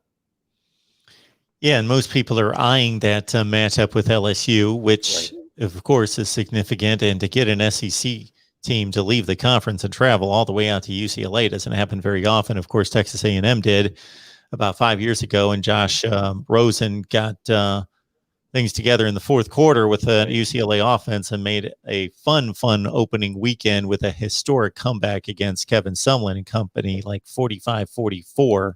Yeah, it was second biggest comeback in NCAA football history. But and going, I know we'll talk about it more next week, but it's the first time LSU and UCLA will ever have faced each other in the 100+ year history of the two schools. Yeah, I as soon as I saw that matchup, I was intrigued. I was definitely intrigued. Sam Kin is asking a question along those lines. So I don't want to insult anyone nor assume that people understand the way things are set up in college football, but certainly understand, Sam, that technically the result against LSU doesn't affect the Pac-12. So it's an out-of-conference game. So win or lose doesn't affect UCLA standings in the Pac-12 South Division, but certainly understand your question concerning whether that's confidence or just giving us an indication of how good they are, that if they can pull off the upset, how legit would they be looking forward in the Pac-12 South? Yeah, I think, and if I take Sam's question in two parts, I think UCLA has got a real uphill battle to upset LSU.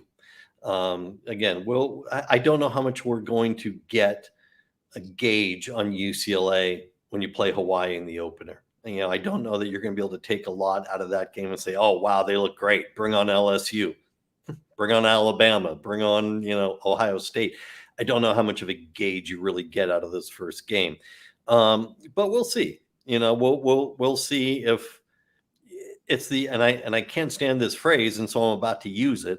It's a little bit of the eyeball test. Let's see how DTR is quicker. Let's see if he is making the decisions faster. Let's see how they come out of the game health-wise. Let's see if Jerry Azzanero's defense can, do better than 114th in the country on, passing yardage.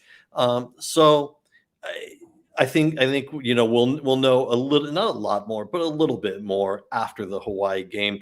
If you ask me right now, I don't like UCLA's chances of upsetting LSU. Do I like UCLA's chances in the Pac-12 South? I will tell you that I had a media vote in the Pac-12 media day in the polling, and I did have a vote, and I picked UCLA third in the Pac-12 South behind USC and Utah. And it seems fair. It definitely seems fair. They're coming off 3-4 last year, and I thought they were, I won't use the word significantly, I'll say decidedly. There was no question they were improved over what we had seen from Chip Kelly's crew the first two seasons. But it is rather startling when you throw out 0-6 non-conference, because those aren't all Power 5 games. Now, they did run into Cincinnati a couple times when... And Oklahoma. They got Oklahoma, they got Cincinnati, but they also lost for the first time in school history to San Diego State in there. So, they got beat by Fresno State, which is being, the athletic department now being run by a former UCLA All-American, Terry Toomey. So, there's a little bit of a sting in that. The 4 losses last year, taken into context, were by a combined 15 points total. So, look, was there a little bit of improvement? Yes. Is it good enough? Not even remotely close. Enough of the incremental improvements that you have to dig deep for. Enough of that. Chip Kelly and props to Ben Bolch at the LA Times, who covers UCLA for the LA Times, who annually gets his hands on the the coaching salaries for UCLA, because it's a public school and, they have to provide it. And this is always a mission of his. And he found a clause which most of us were unaware of in Chip Kelly's contract, which he got this year, a retention bonus. Now, Chip Kelly's 10-21. He got a retention bonus. That would mean a bonus for not getting fired. It was $1 million. Now, when you're 10-21, generally, to me, the retention bonus is you didn't get fired. You're continuing to collect a salary. That is a retention bonus. But he got a 7-figure bonus on top of that. Look, this is it. I think anything short of 7 wins in a bowl game, and I think I don't know what to say about Chip's job. another losing record, I think there's no discussion to be had. He's getting paid right now based on the salary he's getting and the wins he has produced. He is making about $1.25 million per win. That's a good gig if you can get it. It is a rare one. Indeed. That's for sure. That is for sure, because the guys that are making that kind of money win a few more than Chip's been able to pull off here in 3 years at UCLA. Yeah, they truly do. So it'll be, like I said, I don't know what we're going to see this week. I don't think Chip's going to throw the entire playbook out there, because you don't need to against Hawaii. I think the defense is going to be tested for sure, because Hawaii's quarterback, Chevin Cordero, is very talented, runs the spread offense very well. Matter of fact, last year he was actually the leading rusher on the team. Now, that doesn't say much for your running backs, but it does speak to his being a sprint out quarterback, actually in the old Chip Kelly style, quite frankly, when he was up at Oregon. We talked to UCLA receiver Matt Sykes today, because Sykes was actually one of Cordero's high school teammates. And the point in Hawaii, and the point being, this makes you play 11 on 11 football. If you've got a drop back quarterback, you don't really have to defend him too much. You got 11 defenders on 10 offensive players, but this guy's a threat to take off, anytime. He had 7 rushing touchdowns to go with his 14 passing touchdowns last year. So a legitimate sprint out threat, and it makes you play 11 on 11 football. You got to account for him at all times. So UCLA's defense is going to be tested. Like Chip told us yesterday on Saturday, you basically have to stay in your lanes. Your defenders have to be disciplined and stay in your lanes, which has not exactly been the hallmark of UCLA defense the past few years. So we'll see. For the first time since the second week of January, and for the first time since the first week, roughly, of December for UCLA, we will have football on the field that we can watch on television with guys with different colored jerseys that count. It counts. Hey, I'm excited. When I was putting out when I was letting people know that I was going to be on your show, one, I got to tell you, I admire the midseason facial growth already. You're already in midseason form with the facial growth. That's just laziness. People ask me, do you think that looks good, or is that why you didn't? No, it's just me being lazy. That's all it is. Look, from this point on, us at Last Word on College Football, our people there, and we are around the clock, from now until the end of December.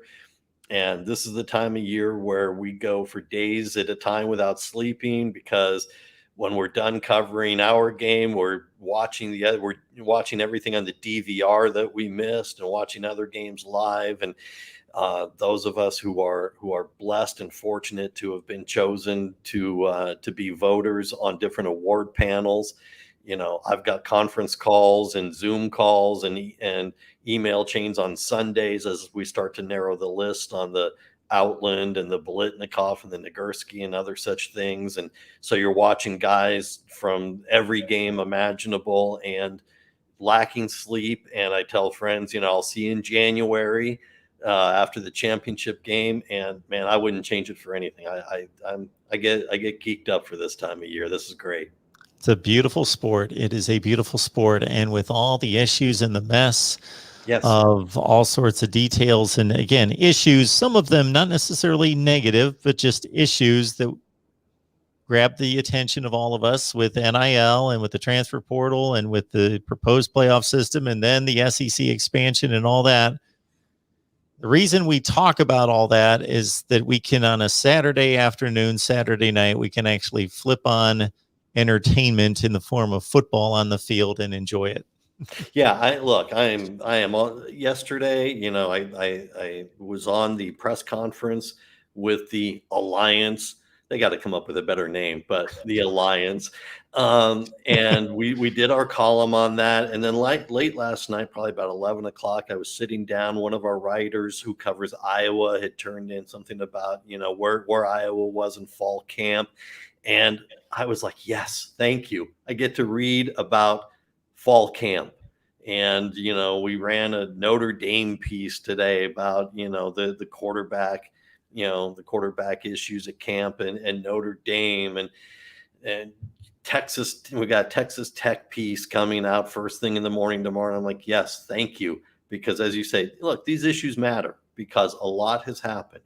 And it is changing the face of college athletics, not just football, but college athletics going forward. But you get to lose yourself for a day on Saturday and just put all of that out somewhere else and watch these extraordinary college athletes play. And look, me, if there isn't another game on, I'll watch some FCS game. I don't care. That's fine, man. I'm watching it, whatever it is. If I'm watching the Sun Belt, I'm all in. I don't need to be convinced. I will go through, and my wife knows there will probably be no space left on the DVR, because I've got, I will be at the Rose Bowl covering the UCLA Hawaii game, and I'll have the DVR set up for anything else I'm going to miss because I'll be up all night when I get home watching whatever I missed. And that's the way we roll every week around here, and I live for it. That's it. I'm right there with you. You know that. And the DVR is running constantly from Thursday evening through Saturday, late night, overnight into Sunday. Yep. And I try to coordinate it in such a way that I'm not watching any commercials. I am like skipping from game to game to game to game to game. Absolutely. Tony, thank you so much for your insight into all this. Again, we lean on you for the perspective on the Pac-12, but the entirety of college football across the nation. Thanks for your take on UCLA as well as, of course, the Bruins will be on the field, and only 3 Power 5 teams on the field on Saturday, and UCLA, one of them, is a heavy favorite against Hawaii to make it 1-0 for the first time in the Chip Kelly era. We will see if that comes to fruition. I'm glad to do it, Mark. Always glad to join you. Thank you so much, Tony. Have a good one. All right, you as well. All right, Tony Siracusa, last word on college football. Speaking of not sleeping, basically leading into the midnight and overnight hours this time next week, exactly right now, I hope I'm sleeping, because at 2 a.m. Eastern time, Wednesday night, Thursday morning, 2 a.m. Eastern time, is when we're going to launch our 24-hour live stream. So hopefully, it being about 10 o'clock at night, something like that Eastern time, hopefully I'm sleeping right now so I can rest up for go time at 2 a.m. with all of you right here, I'm sure, 2 a.m. And we're going all night, all morning, all afternoon. And then we've got football kicking off about 6:30 on Thursday night. So we'll watch that together, and then we'll wrap up all the post game until 2 a.m. And then I'm going to crash. And hopefully I'm able to bring in some support, some relief hosts to let me crash for an hour here, 2 hours there. But most likely that's going to come in the afternoon. I don't expect them to show up in the middle of the night. So overnight, you're going to be stuck with me, whomever I've got here to talk college football. We've got 144 on the line, and I'm going to take an informal poll because I don't want to sit here and bother all of you for the rest of the night. But if you would like for me to take phone calls, I will strike up the phone lines. I've not had them running during this time because we like to conserve that because of the efficiency of the phone line and the cash involved and everything else. So I will strike up the phone lines now if you guys are interested in me taking phone calls. So we've got Rodney here. Thank you so much for the Super Chat contribution, Rodney. Appreciate that so much.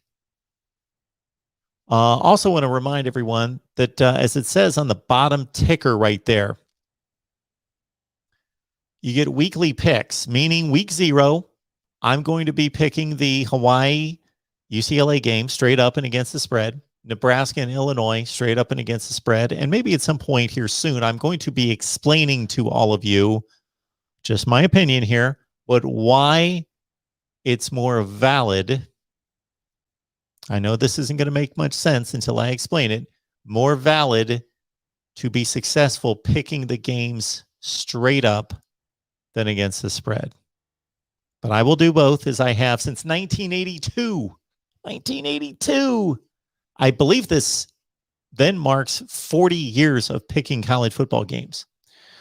And I had posted something regarding the Patreon membership, and somebody commented back to me in the Florida prediction video that said, I don't pay for bad predictions. And I said, well, I would have made you a lot of money over the last several years. And he goes, well, you would have lost a lot of money as well. And I'm like, well,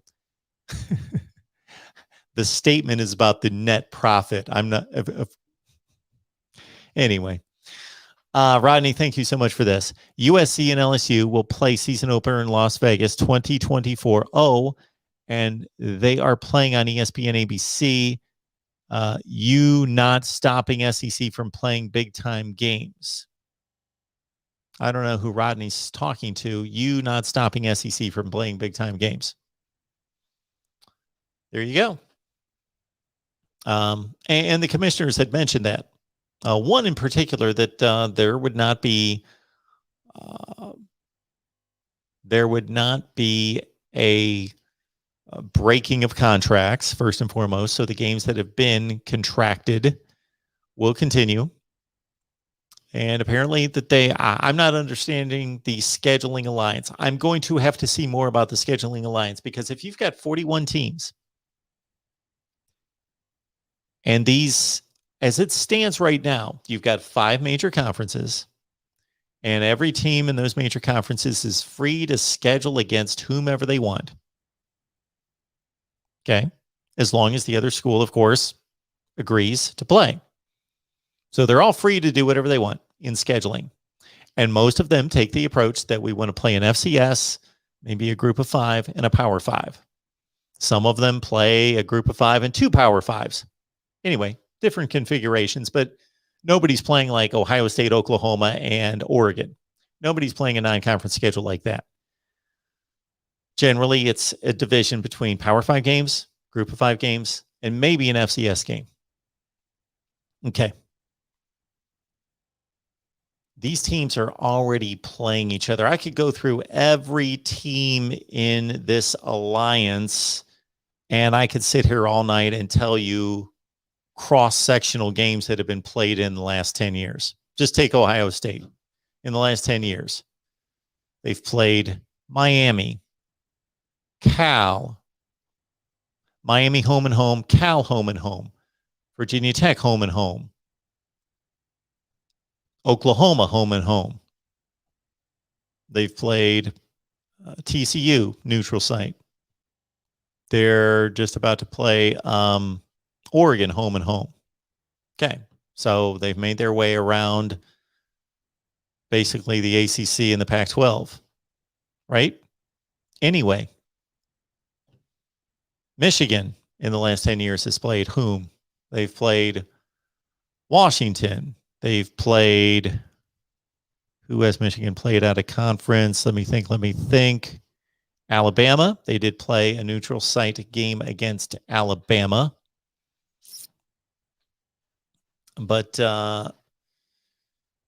Michigan. I'm drawing a blank on Michigan's out of conference opponents in the last 10 years. Of course, a lot of Notre Dame. So those have been the seasons in which they haven't scheduled an extra Power 5 game. So that's taken up a lot right there, all those games against Notre Dame. So Michigan's not a great example. Wisconsin. Who have they played out of conference in the last 10 years? Well, they did play Alabama, neutral site. They played LSU home and home, neutral sites, but in Wisconsin and in Houston, Texas. Wisconsin played Arizona State. They played Oregon State. You know, we've had Minnesota play Oregon State and Minnesota play Colorado this year. So the Pac-12 and the Big Ten have played a ton of games against each other. The Big Ten and the ACC play a ton of games against each other. Indiana, Virginia play a bunch. Northwestern, Duke play a bunch. Illinois has played North Carolina recently. Penn State had Virginia Tech scheduled last year. We've seen Miami and Penn State play in the last 10 years. We've seen Miami and Michigan State now are playing. So the Big Ten has played the ACC, and the Big Ten has played the Pac-12 a bunch. And then most of the other Pac-12 Power 5 non-conference games have kind of come against the Big 12, and the ACC, of course, plays the SEC.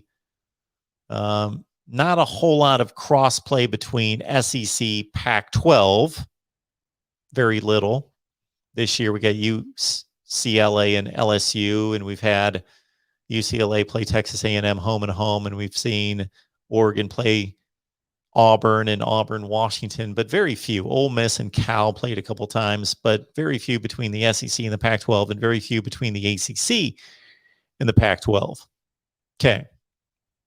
And I'm guessing not a whole lot between the Big 12 and the ACC.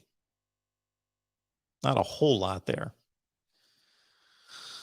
So anyway, I don't understand a scheduling alliance if you've got 41 teams that could balloon to 49 if they are going to pick apart the Big 12 and move them into the three conferences. You're not going to have enough scheduling spots to continue to schedule the SEC and schedule more games against each other. Don't get it. I'm going to have to see that one play out.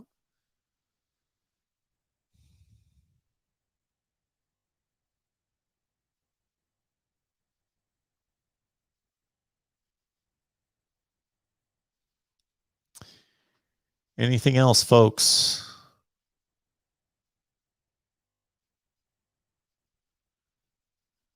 Got Tim here. Appreciate you being here. Exploring with Ben. Oregon State should be relevant this year, I think, unless they take a step back. They can't afford to take any steps back and be relevant. They need to take about 8 steps forward. Yes, Pitt and Penn State had a series recently. Pitt and Oklahoma State had a series recently.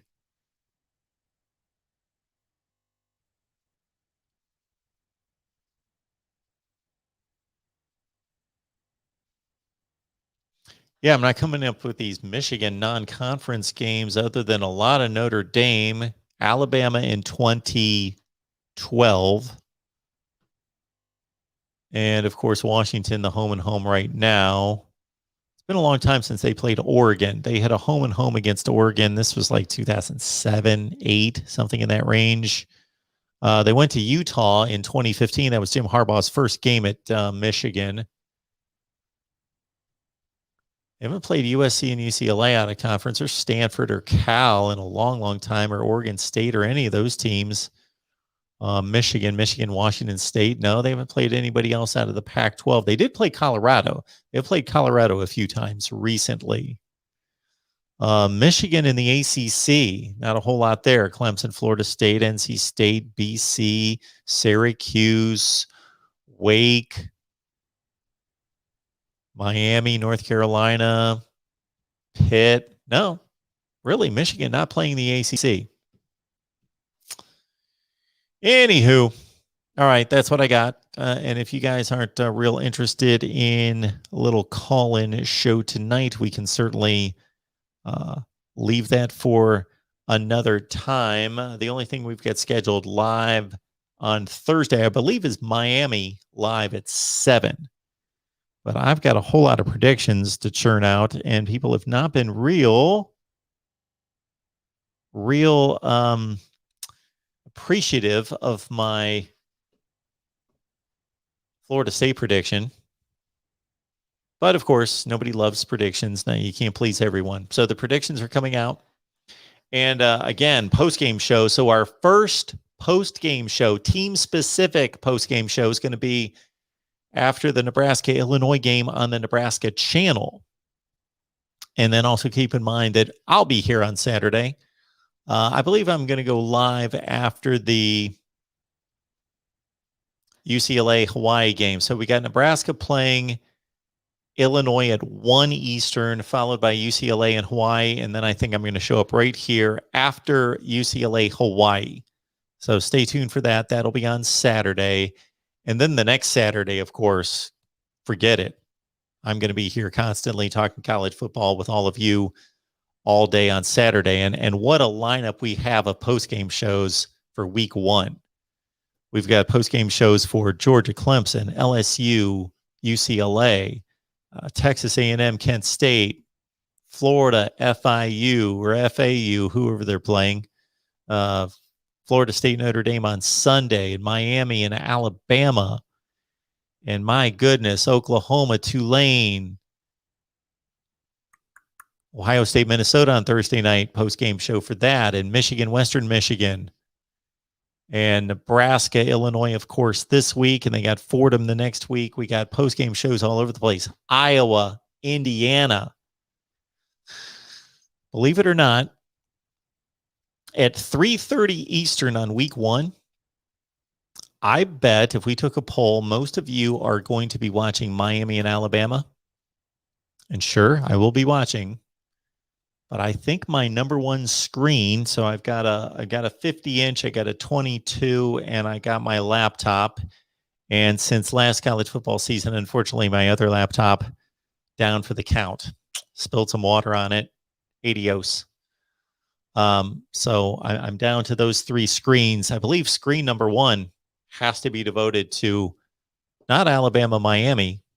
Who do you think? Who do you think? What is a better game than Miami and Alabama at 3:30 Eastern next Saturday, the 4th?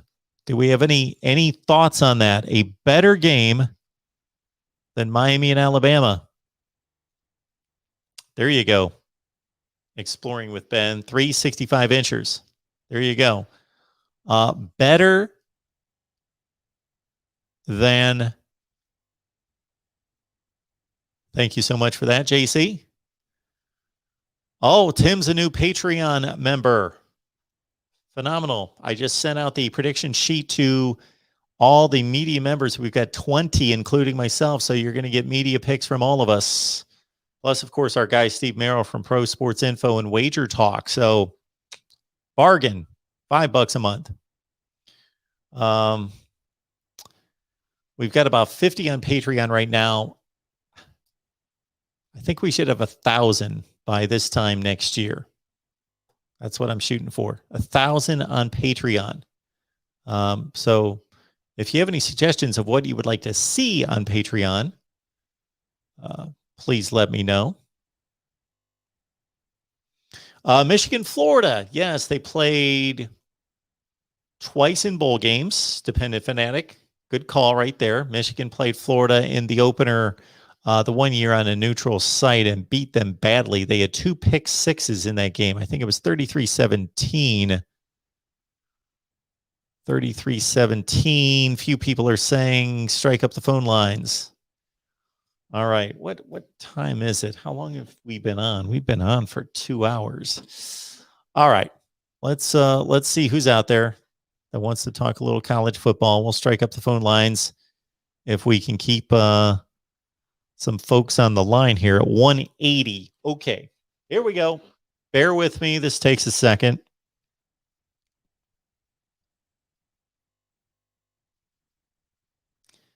Bear with me.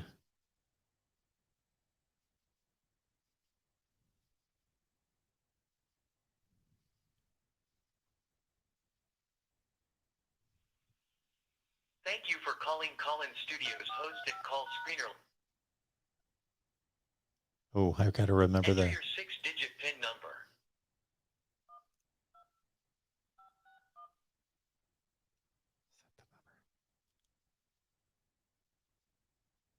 Ooh, that might be the wrong number. Shoot. I've got this locked in my brain, but I can't remember it right this second. That was an invalid PIN for Mark Rogers, voice of college football. Please re-enter your 6-digit PIN. If you think you have reached the wrong show, hang up and try again.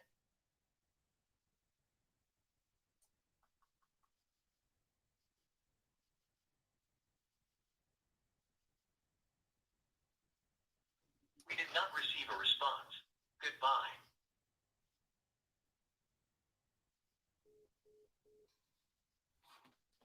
Here we go.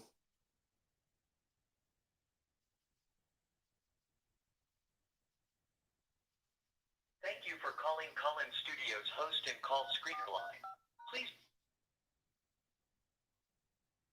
enter your 6-digit PIN number.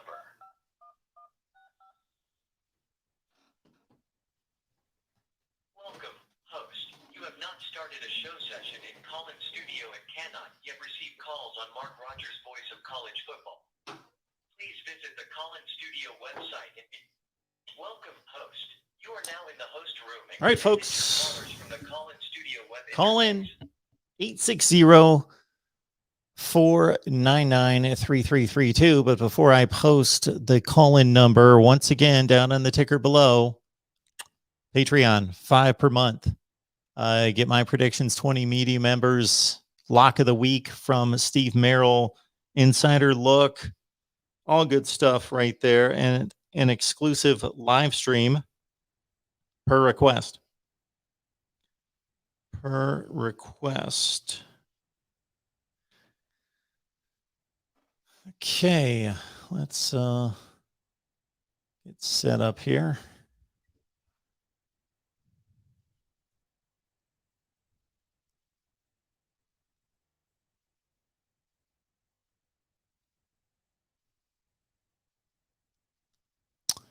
All right. There's our call-in number on the bottom of the screen there, 860-499-3332, week 0 college football.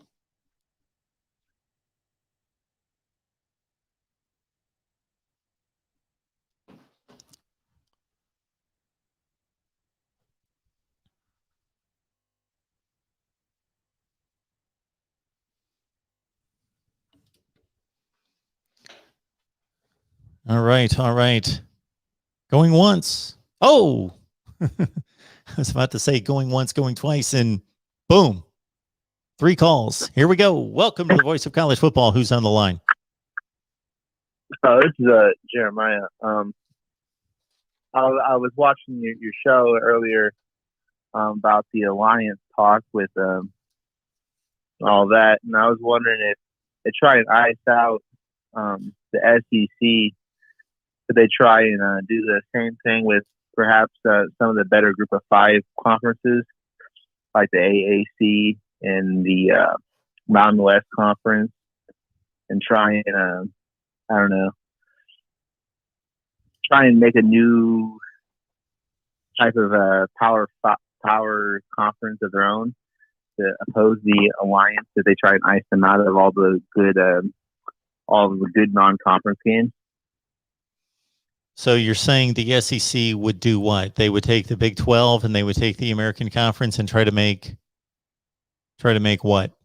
No, well, I think they might try and take the new alliance or something, to try and take the Big 12. But I think the Big 12 would probably fall apart and go down to the AAC and the Mountain West, and then they would try and work with the SEC to elevate their prominence, because if they can play against Texas and Oklahoma and Alabama, they can increase their market. Almost like Cincinnati, for example, it has to do with Ohio State. If they could play Alabama year in, year out, that would help them. Okay. Yeah. So I understand what you're saying. So to counter the alliance, then you've got a few teams from the Big 12 and they go to the American Conference. So the ones that make sense would be whichever ones they are. And then you've got some that go to the Mountain West, and then they just play more games against the SEC in addition to their conference games. Sure. Yeah. I don't know how that's going to make them better. They already play games against the SEC. They would just play more. Well, it could help them in recruiting, perhaps, get more television, get more money so they can increase their facilities, hire better coaches, increase their recruiting apparatus. Because they were trying to go for super conference leagues.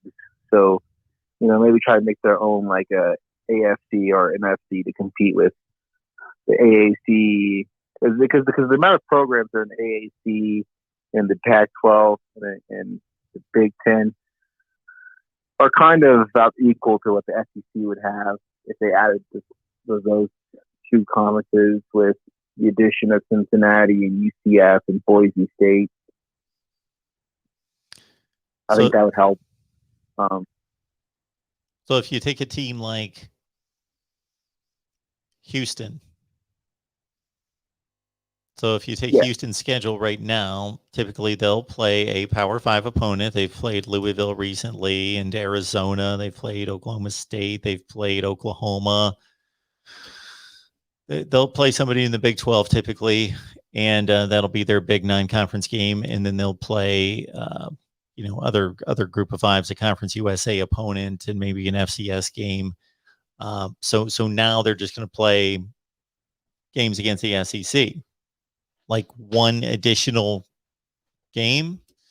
I guess I would have to do the math on how this fits, that it would really significantly boost those schedules that much. And would it really boost those schools, or would they just get their brains beat in a little bit more often than they do now?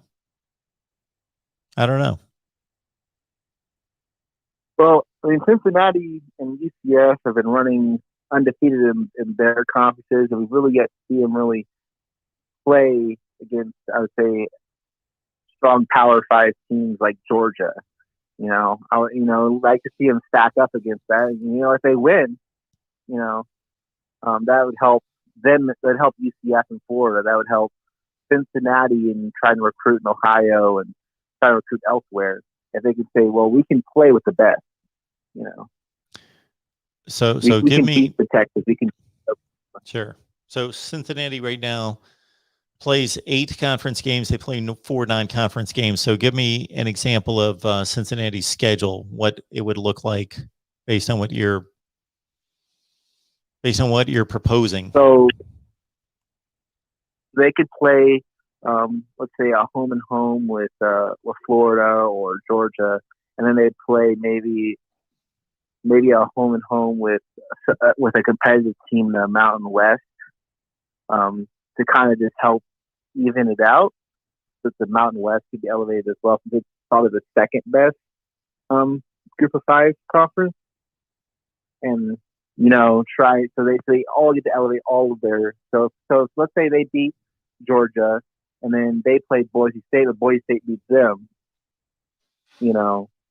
That elevates their status. Let's say Boise State was good, they would elevate up to a higher rank status in the top 25.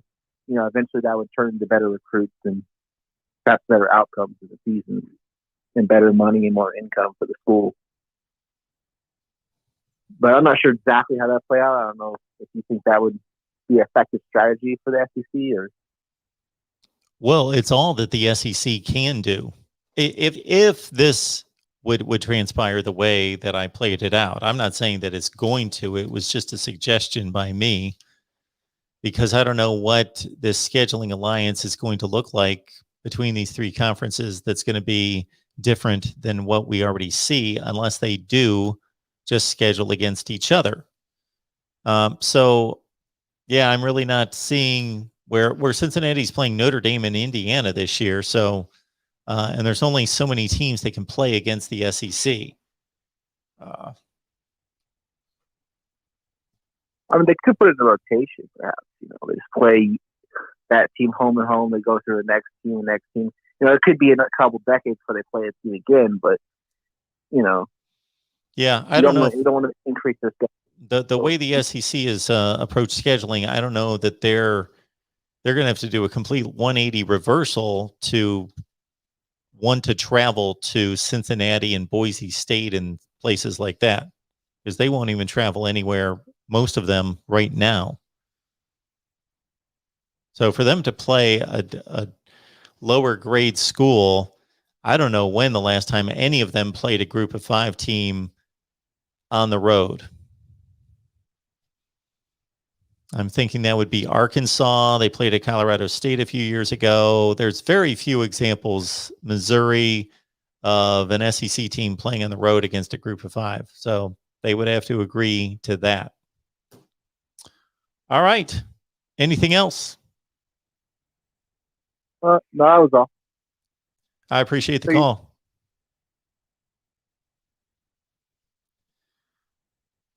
All right. Next up here at the Voice of College Football. Hello. Hey, how's it going, Mark? I'm good. What's going on? Not much. I joined a little late, but your last caller actually touched on it a little bit. Started the topic, and that was with this whole alliance, quote unquote, with the Pac-12, Big Ten, ACC. What do you see that having to do with the what they do with the projected already set schedules non-conference for the next, like, say, 10 years? That's the projected, up to 10, 12 years. Because, like, for instance, just I'm an Oregon fan. So this year we play Ohio State. Next year we're playing Georgia. Neutral site in Georgia, quote unquote. And then we play Texas Tech, Oklahoma State, Baylor. Like, do you see buyouts coming out to form the alliance, or just keep it the same? Well, the commissioners said that they are not going to tear up any existing contracts. So that would lead me to believe that all those games are going to be played. But then again, things change. And if they truly want this to be a scheduling alliance, I don't know how it's going to be a scheduling alliance by continuing to play the SEC as much as they play each other. So I don't know. Well, that's a good point. That's why I was like, yeah, I don't know what the scheduling alliance is achieving otherwise. And I mean, I'm looking at the schedule right now, and technically, they could figure, but they still have to. If you wanted to go straight on the alliance schedule, even for instance, like, I know it rotates throughout the conferences and all the teams. So, for instance, like, Oregon doesn't even play a Big Ten again outside of Ohio State this year until 2029. They play Michigan State again, and then Ohio State the following couple of years with a year gap. But that was another interesting point. It was like, the SEC doesn't do home and homes much. This year I saw them scheduling home and homes with people, but they haven't done that much. Like, Oregon next year going to Georgia to play Georgia in a neutral site. They went to Dallas to play Auburn. They've gone to Dallas to play LSU. Only Tennessee did a home and home with them. So I see the SEC doing more home and homes. And, is that a strategic thing, you think? Or maybe they just they were tired of hearing people talk crap about them, Yeah, you wouldn't think that people talking crap about the SEC would impact them, because they're obviously winning the most championships and winning the most games. So you wouldn't think that they would be bothered by that. But I don't know what, and certainly there's not been a backlash in regards to the playoff. They get more playoff spots than anyone. So I don't know why. And I just had a caller about this a few nights ago where I clearly stated, look at the SEC. The SEC travels less than any other conference. It's not even close. You can go team by team and see that they fail to travel. Most of them will not travel anywhere. Florida's not played a non-conference game outside the state since 1991. Alabama's not played a road game on campus since 2011, 10 or 11 against Penn State. So they don't travel. But they have signed all these contracts for these games upcoming where they're starting to travel. I don't know where the incentive for that was. I don't know if they knew a 12-team playoff was coming out and they could lose some games and it would be okay, and they were fine with that. I really don't know what caused some of them to suddenly move. Auburn hasn't gone anywhere outside the South in forever, and they're going to Penn State this year. Yeah, which I'm excited to see that. Sure. I like to see them travel. I mean, that's it. Next year we go to Georgia. I don't know if there's a home and home agreement, but it's like 15 years later they're going to go to Oregon or not. It's a neutral site, so I doubt it. But it's the same as we had a home and home with the Aggies, and I think it was like 12 and 13, 2012 and 2013, and the Aggies bought out of it. For whatever reason, you can stipulate or, guess what reasons those were. But so it's interesting. And I hope the SEC does it, but that was my thing. I was like, so the alliance is coming. do you project to see maybe some buyouts, so a couple buyouts here and there for some of the main teams, maybe to like kind of start forming that agreement of playing each other more? Because like we have Big 12 this next 6-7 years. I know it's hard to project that or think about that, but is it possible? If they're going to achieve the goal that they stated in this news conference, and that's to have a true scheduling alliance, then they would almost have to. The schedules are set for about 10 years. So not a whole lot of teams have many open spots for the next 10 years. And as I kind of outlined a few minutes ago, there are definite trends in terms of which conferences play more against which conferences. The ACC and the SEC play more than the Big Ten and the SEC don't play much. And the ACC and the Pac-12 don't play much. But anyway, they all play each other to a certain degree. And with 41 teams in this alliance, and it may expand to 49 if these rumors that have come out tonight concerning the Big 12 being kind of picked apart and added to this alliance, then that's a mass of teams that if they're not playing each other, if they're going to continue to play the SEC, then I don't understand what this scheduling alliance is. So, no, that's a great point. And like the caller kind of asked the same questions, and I could see that because we're playing this decade. Seems like we're playing the Big 12, Big 10, Big 8 now. I mean, like or Big 8 rather than Big 12, but. So it seems like, maybe there will be some changes, but everyone talks about Tech going to the Pac-12. So there could be some changes to where the Pac-12 plays more ACC instead. So kind of form the alliance, because by then maybe the picked apart teams would become part of that conference. So I posted a video and I had this suggestion or recommendation, and I admitted that I'm playing checkers and not playing chess here because I'm not paid to play chess, and I'm posting videos, and I'm not going to sit here and think it through for 12 days before I come up with a recommendation. But and so if contracts and money were on the line and I was truly involved as a conference commissioner, then yes, there would be more talks involved and so forth. But as just a guy producing college football content, the SEC agreed to take on Texas and Oklahoma, fully knowing that would destroy the Big 12 as a Power 5 conference.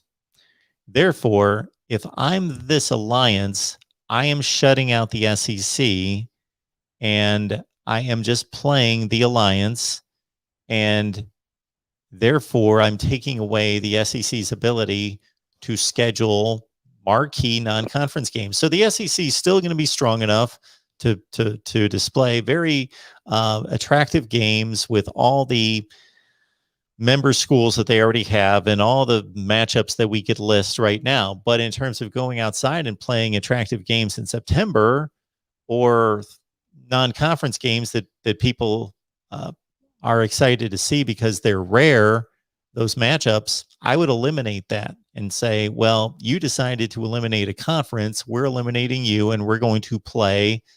And the ACC, the Big Ten, and the Big 12, or the Pac-12, and what's left of the Big 12 would have they would have some power. In a sense, there would be power in numbers to say we got 49 schools here, and so we've got a myriad of matchups that attractive matchups that we can schedule, and we've taken away your ability to schedule attractive matchups, and that's what I would do. Oh, no, I agree. So, like, just for instance, just say 2025 Clemson has Georgia at home again or something like that, and they were like, you know what, we're eliminating that. We're going to do a buyout.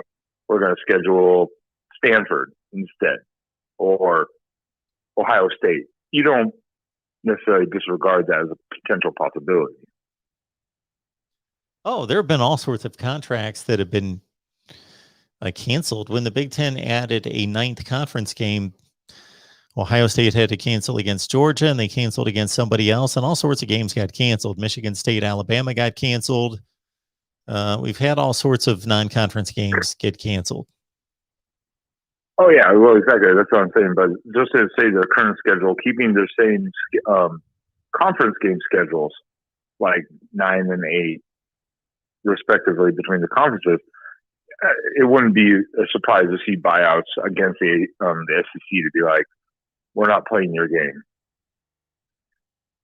Yeah, I don't know that that's going to happen, but I wouldn't be surprised. Sure.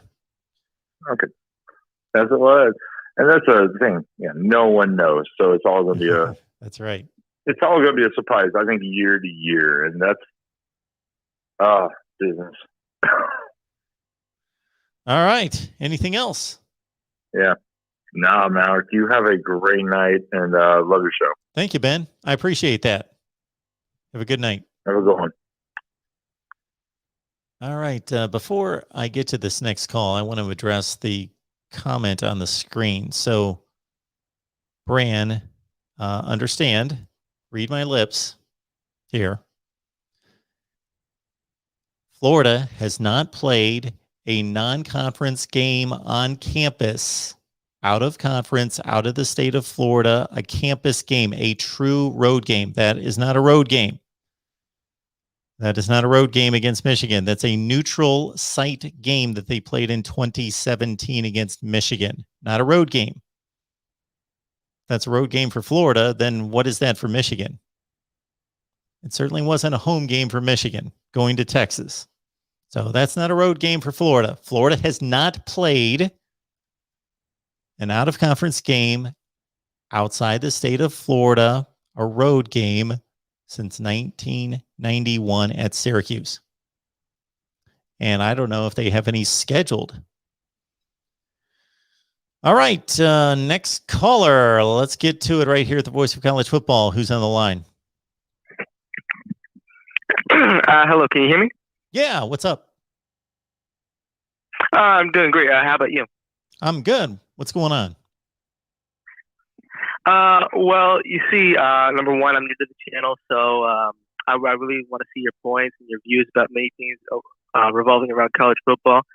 But the thing I want to talk about right now is that I've been hearing like a lot of chirping coming from the AAC. Like for instance, how would expanding the playoffs affect the AAC when it comes to playoff money, and what that would do for recruiting over there, and how they could expand the recruiting process.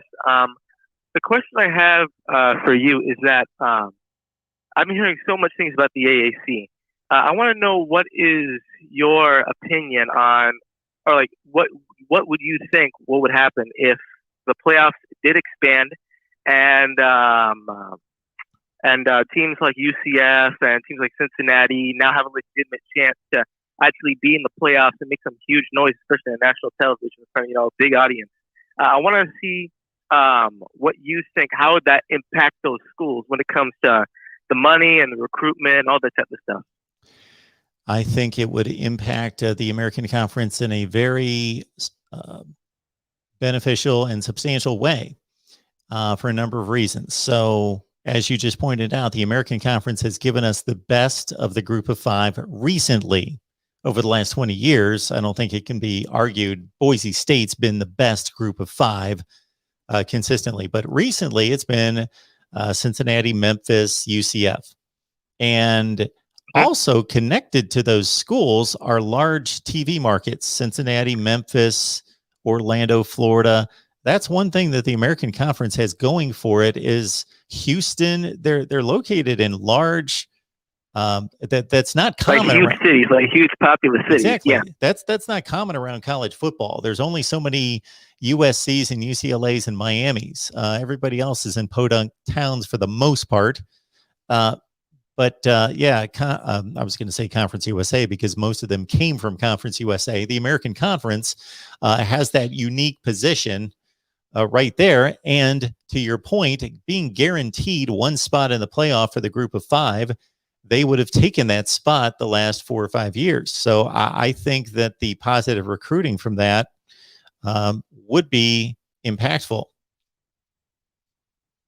Yeah, because the other things I'm hearing about it is that there's actually I've been seeing like a lot of like so-called debates, talks and about like ideas, like how would this work with a group of five. I mean, like everything from everywhere. And the one main thing I heard from all this going on in the news that it could be expanded to 12 teams is that the fact that the AAC could become another Power Five or a Power Five conference if, of course, the Big 12 something happens to it or whatnot, and this could actually change college football in a very significant way. Sure, I mean, like you have teams like USF that they are solid, but like they don't make that big of an impact. The thing is that they will make a huge impact if this expansion actually goes through and everything works out in their favor.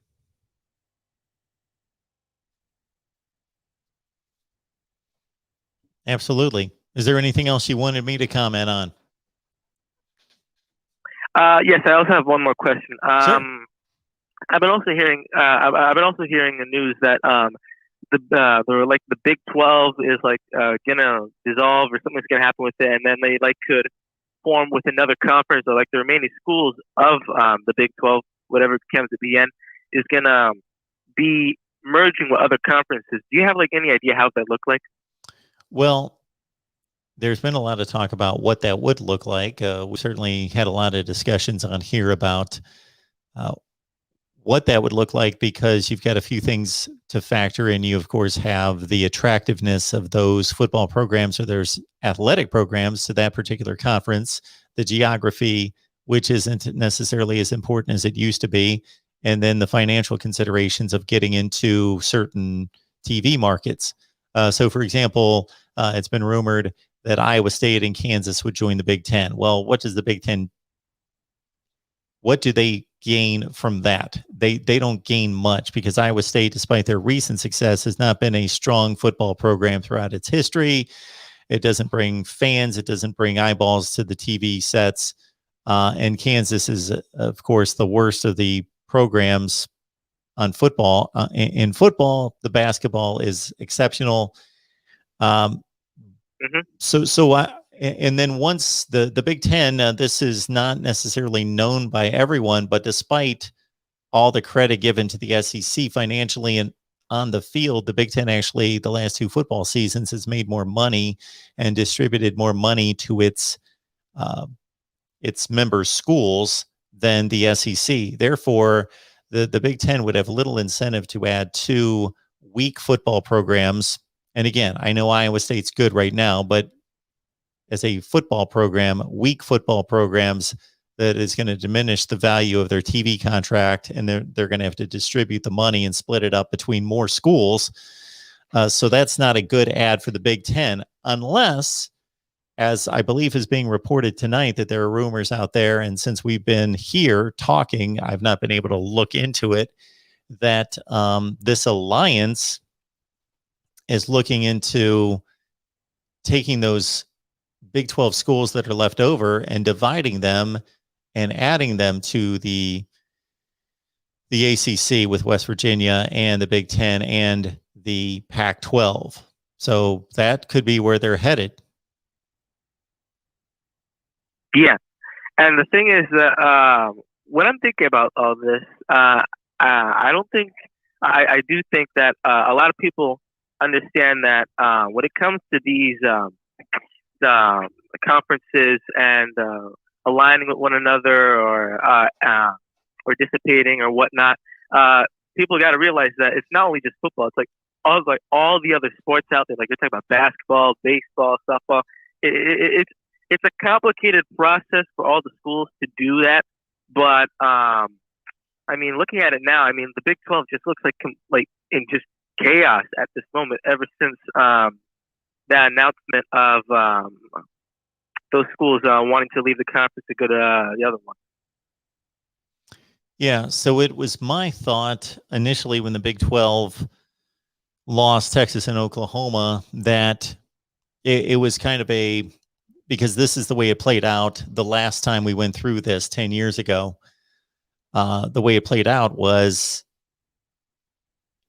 it's more important or more beneficial for you as a conference to then act quickly and try to add those schools that can fortify your conference and reestablish it. Because when you're sitting at 8 teams and you've lost your 2 big members, and you're at 8 teams, and then if people's other conferences start to pick away at the 8, once you get down to 5 or 6, well, your conference is destroyed and you're done. So you need to get the jump on the other conferences by maybe going out to the American Conference and talking to Houston and Memphis and UCF and so forth, SMU and Houston, to talk to those schools, to lure them in first before you lose any more schools, to fortify your conference and secure it. But I don't think any of those schools would leave the American Conference unless they knew that they were coming together as a package deal. Like UCF, it would be crazy for them to leave the American Conference right now and go to the Big 12. UCF and since But UCF and Cincinnati are like the keyhole of those conferences, like the main 2 schools of those conferences. So But if the Big 12 went out and they grabbed, let's say, Memphis and Houston and SMU and somebody else, and got those 4 to all agree at the same time, I don't think any one of them would leave by themselves, because they'd be leaving a strong conference for a sinking ship. But if they all 4 come together, then maybe the Big 12's got a chance in that direction. All right. Yeah. Anything else? Yeah. Nope. That's all. Thank you for taking my call. Hey. I hope you have a great night. Appreciate that. You too. And why don't we make this the last call of the night right here at the Voice of College Football? Who's on the line? This is Keith from Southern California. Hey, Keith from Southern Cal. What's going on? Oh, man, it's Trojan land down here, baby. It's, nice. It's sunshine. It's butterflies and bees. It's beautiful out here. And I want to say, Mark, I absolutely love your show. Thank you. You are one of my favorite shows of all time. Appreciate that. And I'm excited, man. I wanted to tell you that September 4th, I'm going to hit the Coliseum and watch USC take on San Jose State. And then that game kicks off at 2. Then I'm going to hop in an Uber, jet across town, finish my night at the Rose Bowl, watch UCLA play LSU. So I'm excited about that. That is Saturday cool. Yeah. Yeah. So, I wanted to ask you, Mark, number one, Brew McCoy just dropped that he is cleared of all charges by the Los Angeles District Attorney. Oh, I want to get your thoughts on that. Do you think that USC will let him play this year? And then lastly, this alliance with the ACC and the Big Ten, I personally think it's nothing more than just a publicity stunt. But, hey, we got to keep our sovereignty somehow. And just want to hear what you got to say. Love you, Mark. And I did donate earlier. And to all you college football fans out there, love you guys. Let's go. America, baby. Thank you so much, Keith. Appreciate the contribution. And if you did it here on the Super Chat, I hope I did not miss it. I do my best to keep track of those.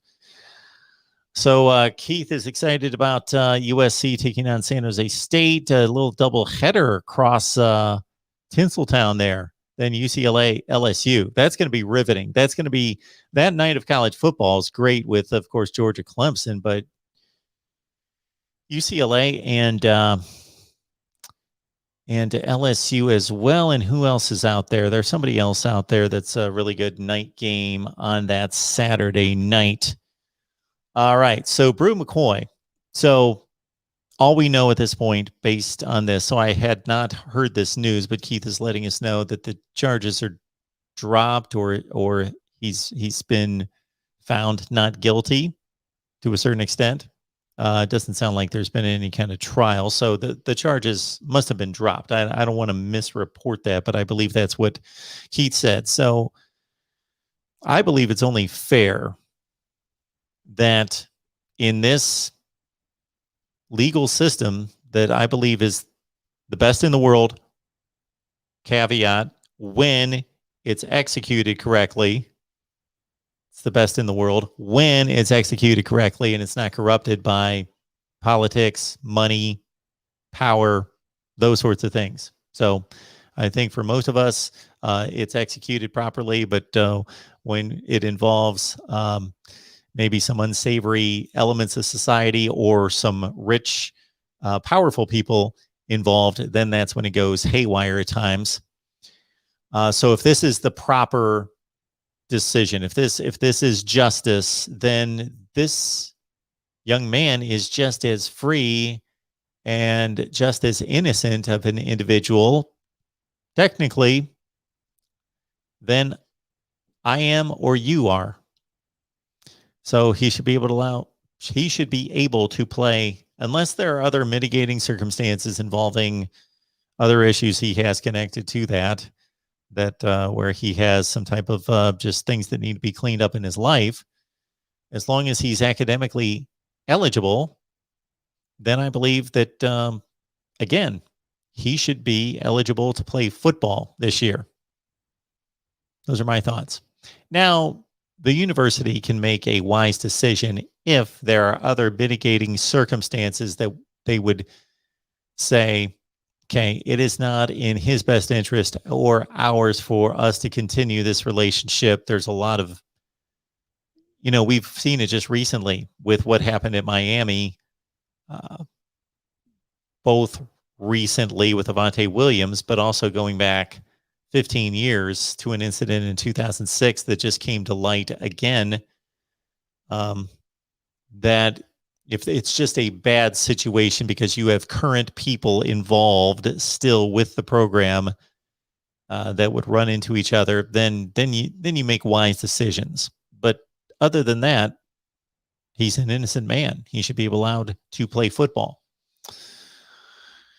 And then he was talking about the Alliance. We've talked a ton about the Alliance. I posted a video, my thoughts about the Alliance. And until action is taken, until we see actual reality take place, concrete plans, basically, yes, this was a publicity stunt. At this point,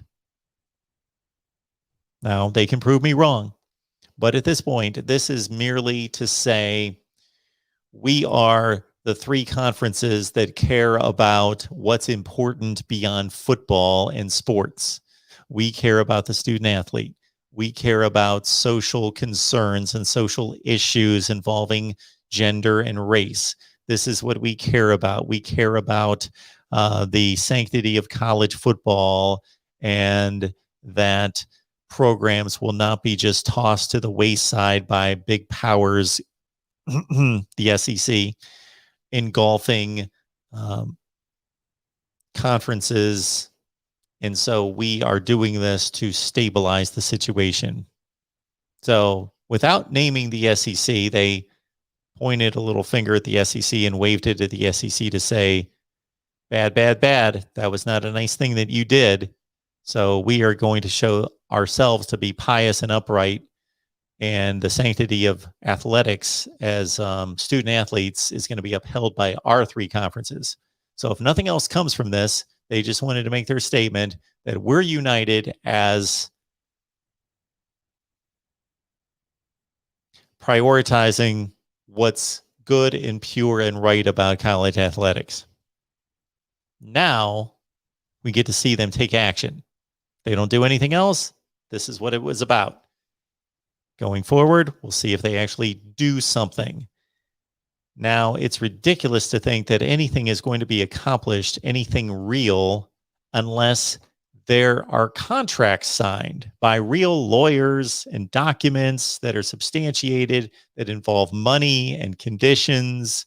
Nothing gets done, anything of consequence in this world, without signing your name. So that was a stupid comment that they made, unless there's not going to be anything done of consequence, and they're just making this, again, pious, moral, ethical statement about what they agree on concerning the importance of college football versus being student athletes and the stability of college football. Otherwise, there will have to be contracts signed if they're going to go forward with this in any real way that means anything. All right, folks, it's been a good night. Appreciate all of you being on the line with me here at the Voice of College Football. And, of course, you know that we'll be back here tomorrow, of course, producing more content, more predictions, more team predictions. I've got to bust my tail and get more of those team predictions posted. And, of course, we've got another live stream Thursday night at 7, Cam Underwood, State of the U, Miami Live on the Miami channel. Oklahoma's coming up at 2:30 Eastern on Friday. And I believe I'll be back here to do a call-in show on Friday right here at the Voice of College Football. Keep that bell open for the notifications so you know when we're going live. And I am attempting to put together a live call-in schedule that is set, that you know when we will be live for call-in shows during the football season. And remember, 24-hour live stream. Live 24 consecutive hours. All right. See you next time. Appreciate all the support, the kind words. And again, Venmo, PayPal, and Cash App. You can search Mark Rogers TV right there and contribute. See you next time.